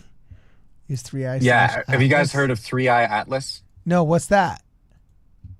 Okay. So 3i/Atlas. I'll just read this summary from Google. It's the third known interstellar object to pass through our solar system. It was discovered on July 1st, 2025 by the Atlas telescope. Now, this object is the largest and brightest interstellar object discovered to date, providing scientists with a unique opportunity to study an object that originated from outside our solar system. Its high velocity and unusual trajectory confirm its interstellar origin, and it is expected to leave our solar system and never return. Oh, interesting. Wow, that is cool, dude. Yeah, it will reach its closest point around to the sun around October 30th, 2025, and it keeps getting brighter every time they look at it. It's a comet that's not necessarily acting exactly like a comet, according to the chat. So it's interesting. So it's never returning to the solar system. So if you're tired of U.S. election rhetoric, this is your chance to leave it all behind. What? Hitch a ride on 3i/Atlas, and you never have to listen to another political ad ever again. That's funny. That's funny. So, all right, next one. Hit it, Brad. Okay, next up, we got Zevex Zybes saying 3i/Atlas equals Enoch, sign of the Son of Man. Also, no, you don't have to go to Missouri. That's a misconception. It's not true. Okay, that's funny. Yeah, I don't know the answer to the first question, but he's right about the second question. The center stake of Zion will be in Jackson County, Missouri, but there will be other cities of Zion that are built around it and will eventually fill all of North and South America with individual cities of Zions, with, of course, temples in the middle. And not everyone will be called to Jackson County, Missouri to build it there. Can be called to stay where we are and build it where we are, or gather in a different place according to church leadership. So, Okay. But think of the real estate boom. Buy now. Buy now. Okay. Next. Hit it. We only got 5 more left. Hit him, Brad. Hit him. Okay. We got Mike Smith saying, we are all gathering in Bentonville, Arkansas to await the call to go back to Missouri. That's awesome. Great time. Dude, there's so many Mormons there. It's freaking absurd, dude. I hear that war is Oh, yeah, in Bentonville, Arkansas. Oh, yeah, Mormons will sell out to the CIA and capitalism any day of the week, dude. Just look at Bednar. He was a Bentonville, Arkansas guy for a long time. That ward is like really massive, and it's pretty close to Missouri too. So yeah, I'm totally just kidding about the sellout thing, but I'm not. But I am. So just kidding. Nice. What's next? Hit us. Now we've got some random duck, I guess, saying root of Jesse as a gatherer. Who and when? DNC 113.6. What the heck? What's this? I don't know the answer to that.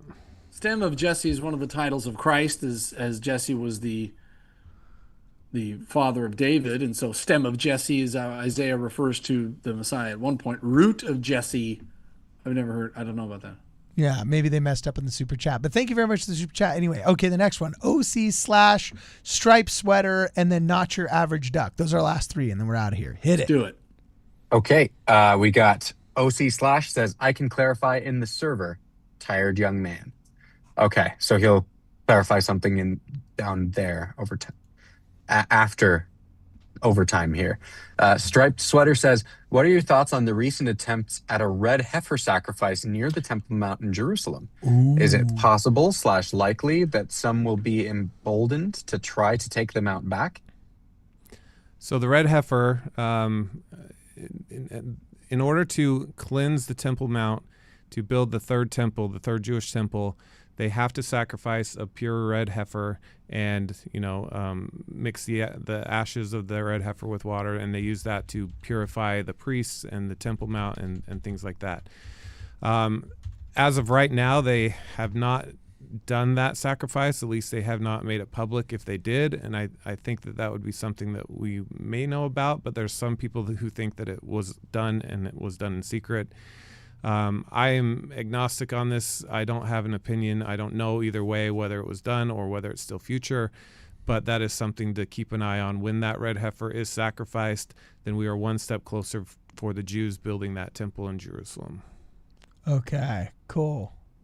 All right. Okay, and next we've got Not Your Average Dan. He says, what is the silence in heaven? That's a great question. The first thing that I should point out is that it's silence in heaven. It's not silence on earth. And so there won't be, angels blowing their trumps or plagues being poured out. It's going to be silent in heaven. But there will probably be a lot going on the earth during that time. At least that's my current stance and current opinion. I do give a theory for what that period of time is for in the book, and I think it might be a time period where the 144,000 are sent out as missionaries to bring as many as they can to the Church of the Firstborn and bring them into Zion to be saved from these plagues that are going to be poured out afterwards. So I think that time period may be used for that. I don't know if it's a half an hour or a half an hour of the Lord's time, which would be, some 20-something years. We don't know, but it could be one or two of those things, but we don't know too much of what the purpose is outside of me speculating there. Okay, cool. Last one right here, my man. We got two more. Mike Smith says, that ward, we have 5 steaks. Nice. And then Lisa P. Frampton says, my son has Asperger's, had a vision like a near-death experience when he was 12, claiming that Jesus told him when the second coming is, and told him never to say when it was, except that it's sometime after some Halloween. Awesome. Those are the answers Dude. I was looking for.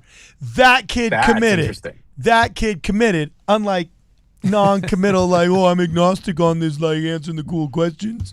You know what I'm saying? That kid committed. Like Rick being like, I dig I'm going to it. be a responsible adult.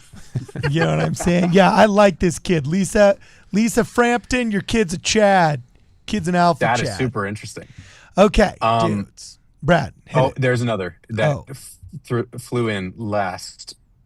We've got Random Film Stat says, is personally meeting the Savior second coming related? I guess if you really did, but man, you got to be hella righteous to pull that off, man. And if Brad hasn't yet, I don't think it's possible. Oh my gosh. He has. He just won't say. He just has it. Oh you my notice gosh, he got Jonah. real quiet there real fast, bro?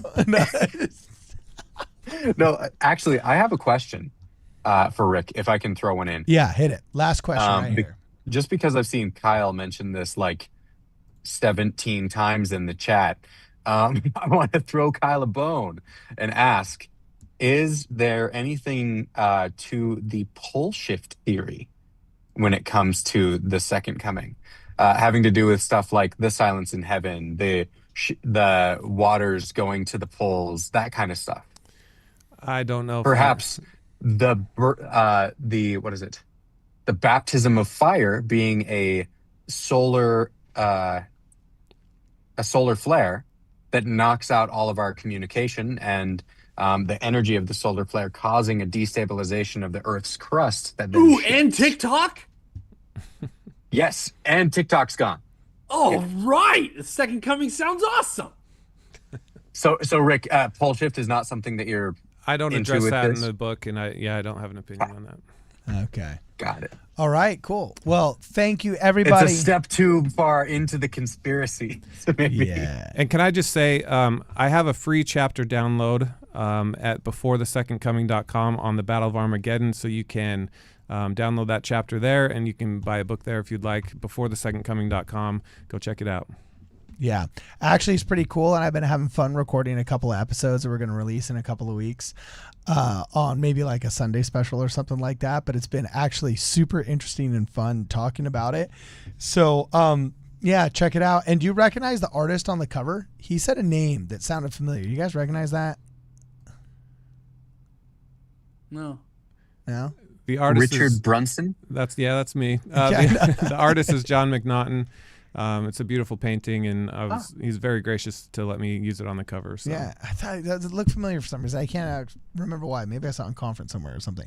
Okay, well, guys, thank you so much for hanging out with us. Brad, you're a stud. Put up your book. If you're into fantasy, you got to read this book. It's freaking rad, and he's helping us out a ton. Dragon Thief. You got a fourth book coming out soon, right, bud? Yeah, fourth book's coming out this November. We have 3 in the series so far. That fourth one will bring us right near the end. The series will be done with 5 books. It's kind of like somewhere between the Stormlight Archives and Percy Jackson, but with dragons. Yeah. It is a lot of fun. Yeah. So yeah, anyone who's interested in that kind of stuff, you can check it out at skystonechronicles.com. Yeah, and Jonah, when's your book coming out, bro? Your third, your masterpiece. Third book is just waiting because the second one just came out. So we just have to wait so we don't cannibalize. But the third one's ready to go. It's all about. And is your second one crushing it? Is your second one crushing it? Second one is crushing it. Second one's outselling the first, which is impressive. But the third book is all about the temple. All about the temple. So I have to be a little delicate, and I've got editors looking at it because I don't want to give anything too sacred away. But it's a lot about the temple, and boy, it's awesome studying the temple.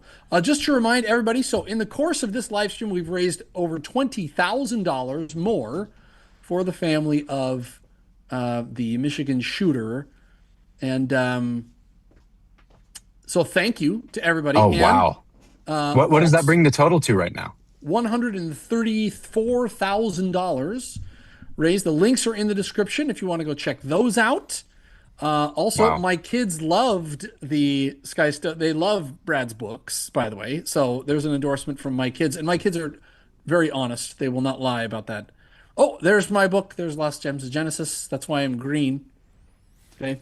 Yeah. You can go check that out. plainandpreciouspublishing.com. Free audiobook comes with a purchase. And Second Coming, where do we buy your book, Rick? Beforethesecondcoming.com. Yeah, it's on Beforethesecondcoming.com. Yeah. Oh, nice. And where can people get your sponsored beard butter, Benjamin? Benjamin's beard butter. Where can we find you, bro? Oh, that's a secret, man. I can't have anybody out here looking this good. Oh, you would, Ben. You would gatekeep that, of course. Yeah, dude. No, you got a Substack and stuff, right? And you've been awesome over the past couple of days. How can people find you if they want to hear more from you, bro? Yep, Twitter and Substack, well, X, however you want to say it. But as soon as my book drops, I'll let you know. And what are we going to do with all this money that we're raising for the shooter's family? We're just going to have to write you a check and you just walk over to their front door? Because it's like, 10 minutes down the road from your house or what? I have some connects in law enforcement. So if I have to go that route to find the family and get it in touch, and we'll figure it out. I'm not worried. Okay, cool. With a beard like that, neither am I, dog. Neither am I. And so everybody who would like to send condolences to the victims of the Michigan shooting, put a W in the chat, and Ben will take it to those victims on our behalf. So put some W's in the chat for our brothers and our sisters whom we love and we pray for her over in the Grand Blanc Township down there, over in the. All right. KM Locke just snuck in the last super chat. I can see it right there on my screen. Whoa, my gosh. Gave us a $50 super chat that just says, yo. Well, thank you very much, KM Locke. Biggest super chat of the day. Came in the last minute and just says, yo. Hey, well, yo back, KM. Thank you very much for your generosity, and thank you to everybody else that has hung out with us. Again, one last time, and I'm going to put these up on the screen so you guys can check them out and see them. The GoFundMes for all of these different families are going to be in the descriptions. First, we have the Phelps. Then we have the McCotts. Then we have John Bond, as well as the father-in-law of Jennifer. Oh, I didn't see the name here. And then we had another one that just snuck in towards the end, aiding Jeff and Marie after the shooting. These will all be in the description of this video, if I'm not mistaken. So we're going to double check that. Hopefully, Ben, can you make sure that those are all in the video description as soon as we're done with this? And then don't forget, obviously, the last one, which has garnered all the attention, to help the Sanford family themselves. So thank you guys to everybody that's hung out with us thus far. For one other thing we gotta Yes. throw out there, just a correction for something we said yesterday. Carden, you and I were talking about how we were pretty sure Turning Point USA probably was unaware, like they had a blind spot of what was going on with Pastor Mark Driscoll. Okay. To have him host their show for that day, to have him on their show. Now, somebody sent me a correction, and they reached out to Tyler Bowyer with Turning Point USA, and he says that it was an unfortunate combination of things that was decided prior to events, but they are completely aware and they're handling it.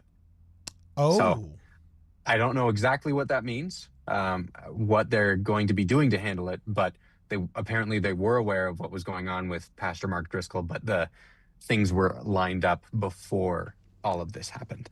Okay, interesting. All right, well, thank you, everybody, for all of your contributions. If you want to pick up a War and Veteran hat, we've got about 10 more of them left in the merch store. If you want to contribute to our show, you can find us on Venmo or on Zelle, or you can purchase a shirt. All of those will be available at wardradio.com.